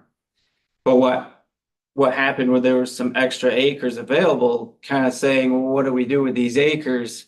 Some of them were landowners we rent from that they wanted us to, you're going to keep taking care of our land, right? So we're like, okay, so we got to figure out what can we do. In 2018, I went to the Northern Grain Growers Conference up in Essex, Vermont, which I'm now a member on the board. We've got another conference coming up in March. And that in 2018, coming from dairy, and I was the crop manager for the farm, sparked my interest in grains when I was kind of like stuck in the grass and growing corn stage of dairying, thinking there's nothing else. This is what we grow in Vermont. Yeah. And I went there and met with people growing barley and wheat, and you know, we got introduced to flour. And so 2018 we started, and then we were growing some barley for a malt house, kind of started transitioning away. Her and I officially formed the business in 2020 with the direction of going in more direction of flour. And so it evolved over the years, but yeah, connecting with some people that knew a little bit of, you know, paved the way for us a little in the beginning definitely helped us. I know on the Senate side, I don't know if the House has gotten to it yet, but we've had conversations with Heather Darby about the possibility of growing grains, because now the few mills, the grain mills that we have left are either railing or trucking these grains in. And, you know, as we lose farms, we've got that land like in your situation. Well, we want to keep that busy. We don't want it to grow up to brush and stuff. So I think maybe we're, you know, the big circle, we're back to going to be back to growing grains again. Yeah, it's gotten to the point where, you know, a lot of people don't realize that at one point Vermont was very, was a big, grain grower. So now. Kind of reflect what Tucker said about being more hands-on in processing. I think that's where we're at with this. The only way we could do this was with that grant and being able to take it from basically all we had was a raw product, which this can go on a truck, it can go to Canada, but to sell wheat on a commodity market is, We'd have to have thousands of acres for it to really make sense. we So can't, I mean, what we get paid is, you know, we break an even. So to, like he was saying, add more processing, I think as farmers and foresters to continue to keep that land open, we need the help of these types of grants to take that next step and say, all right, I'm gonna take it, I see this niche, but I need this piece and like, how do I get there? That's where we were at. Well, yes, John. I just wanted to know if you could talk about, like you need a combine. I mean, when you get into a product like this where they're not, your neighbor probably doesn't have, that sort of thing, or a mill, or accessing seed is hard. that was definitely a challenge. A lot of steps. When we started in 18, we had the means to nothing. plant it, but we didn't have a combine, we didn't have anything. So we actually planted the crop we didn't know how we were gonna harvest it. But It was a jump and learn we how should to be fly able on to the way figure down. out somehow. Yeah. We ended up connecting with a farmer from Flubber, Seth Johnson, and he was able to come down. So he did our combining the first 3 years. And as her and I started, working more on this and talking about it, like, hey, we can really take this and we know the pieces we're missing. And up until we got our flour mill, we had all the pieces, we were finally had gotten to the point where we were like, okay, the mill is missing. But, we had invested in the infrastructure of the grain bins and the combine and all that. So we're like, okay, we've got only so much left. So I think, with the Working Lands grant to help us with that was, that was huge because we had we were already in that kind of startup position. And this way it kind of was like, we could not be so, stretched so thin because of the additional funds for the grant. We added the pieces strategically. We were able to purchase those out of cash flow, and we did get a loan to build our own grain bins. So we have our own grain infrastructure. We get 2 bins, a dryer, propane dryer. So if moisture's high on a harvest year like this year or like last year, we were able Last to year, put we were just everything happy to through. get a harvest at it So all. we were able to cash flow and buy some of those pieces, the combine, and then the last piece was how can we take this next step and get into the processing? And so we've got everything now to plant it, store it, put it in the bag, and now our next goal is to get established with distributors and get it across Vermont, New England. Well, thank you very much for your time and coming. Taking your time to. And we're running tight on time, of course. Always a day late, a dollar short. The Mud City folks, and that's Christopher. Hi, yeah. Good morning, Chris. Good morning.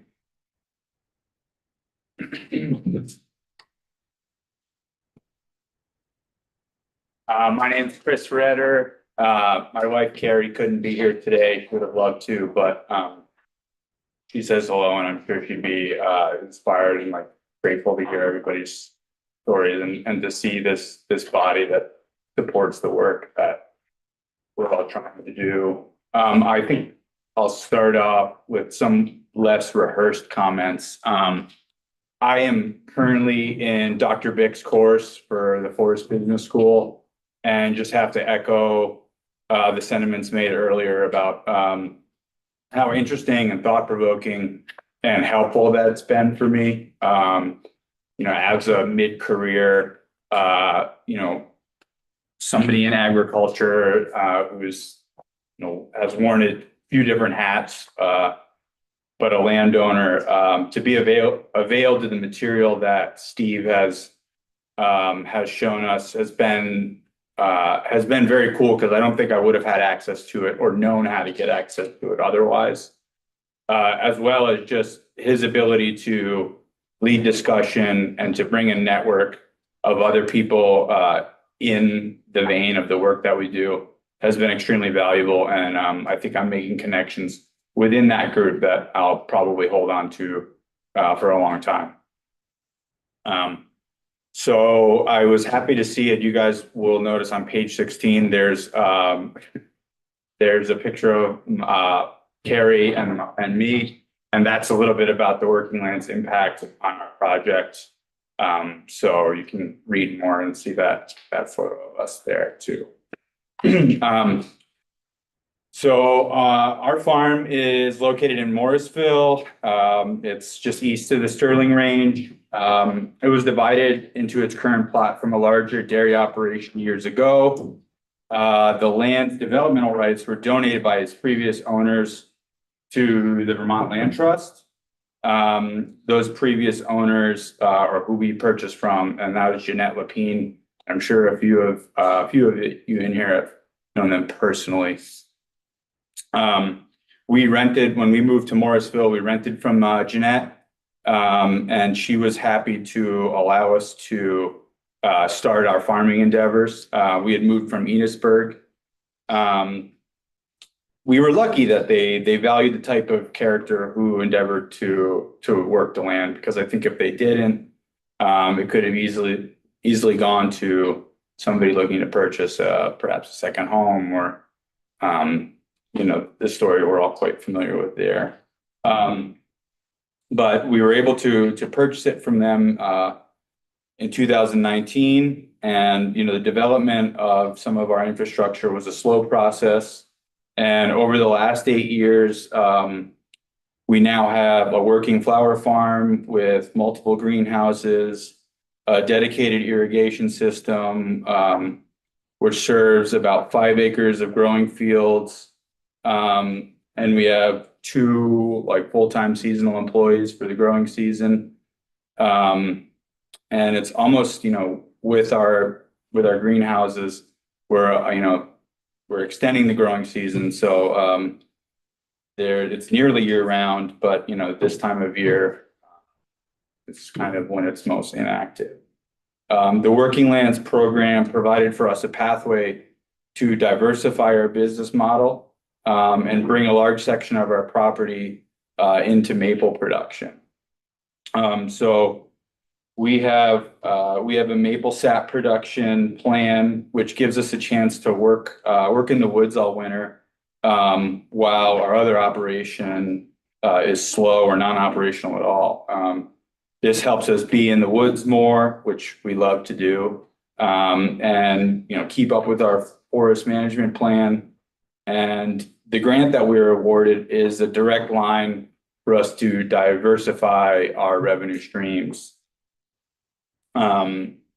Which essentially is an extra income opportunity.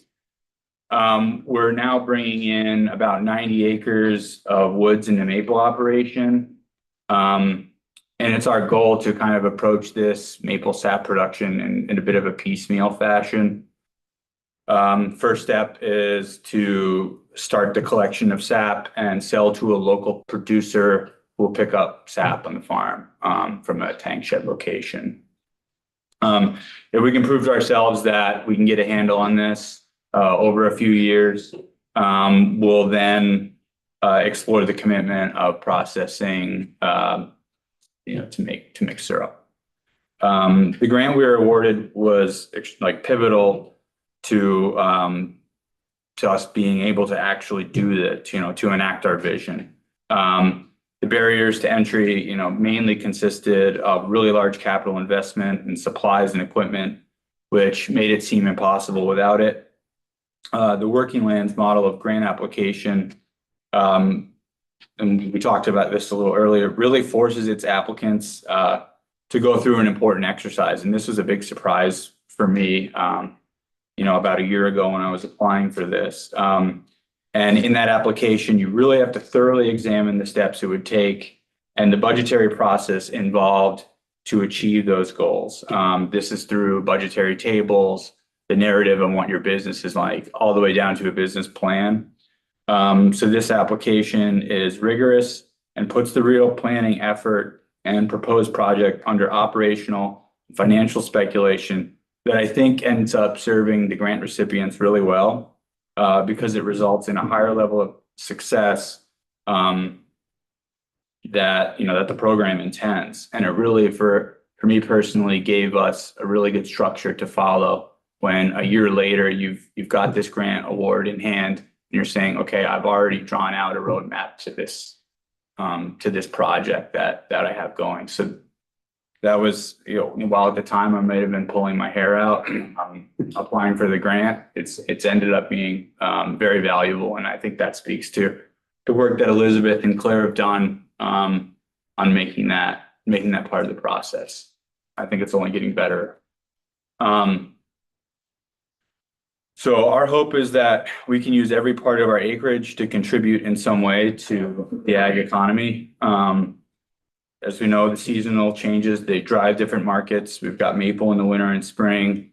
We do have some hay production in the summer that we lease to our neighbors, along with our market-ready grown varieties of flowers and our ongoing year-round maintenance of some Christmas tree plantings and some logging.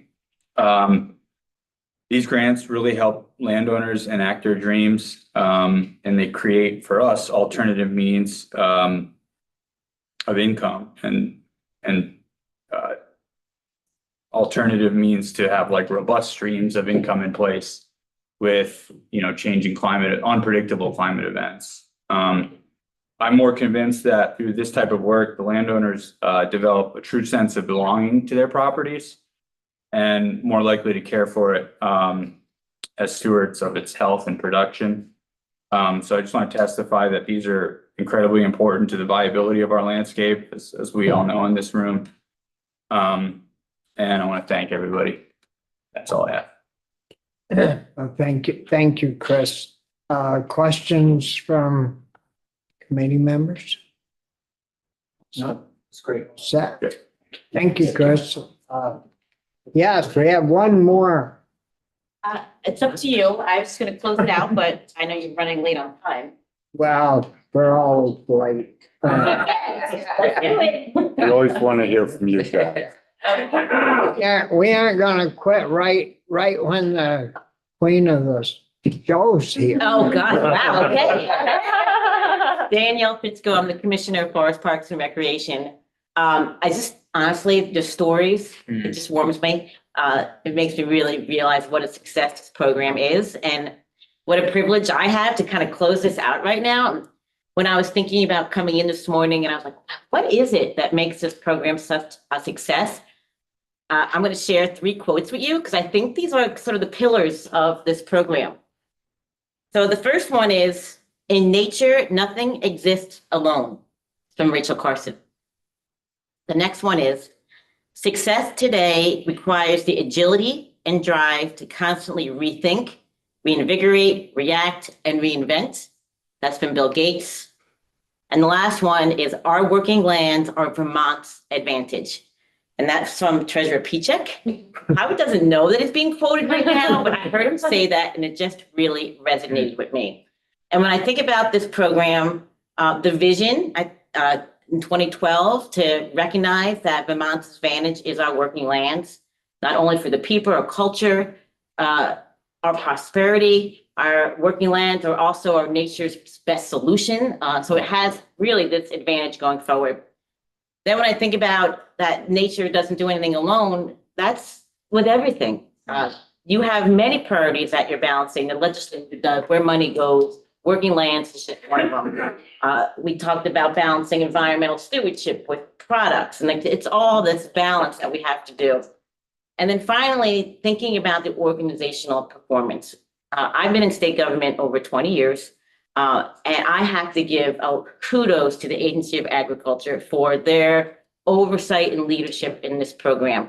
They really lead this to be absolutely nimble and adaptable going forward. They use data, they listen, they oversee an amazing 20-member board that has experts that come to the table. They think hard, they vision forward, they are not stagnant. And I think you can see that from the stories that you're hearing, the results that you're hearing today. So it's just truly impressive. Thanks you to the General Assembly for your vision back in the day, and that your continual support and investment. You can see that it matters and it's making an impact, I think, for Vermont's advantage today and into the future. Again, to the Agency of Ag for their leadership, their ability to be nimble and adapt, the board, their expertise, they're showing up. I mean, I'm a designee in the board, but I go when I can and they have really hard conversations. They spend days going out and thinking about like what's next. I love the wraparound service of the technical assistance that they do. It's not just a grants program, right? They're really thinking about what do they need to bolster up and support these businesses for the future, which I think is fantastic. I also love how the partnerships. This is not just done in a vacuum. There's the Farm to Plate, there's the New England, Feeding New England. We just released the Vermont Forest Future Strategic Roadmap, which will be integrating and key to the implementation of that roadmap. So I'll just end with a thank you for showing up, for listening, for investing your time and energy and your wisdom going forward. Oh, thank you, Danielle. And the only thing I heard today that is a question maybe you could help with, it's the agency that you work for in regards to permit costs. Yes, that absolutely came up in our roadmap, and I think we heard some strategies of permit assistance, investing, and anywhere we can get exemptions. Thank you. Oh, so folks, thank you all for your time and thoughts.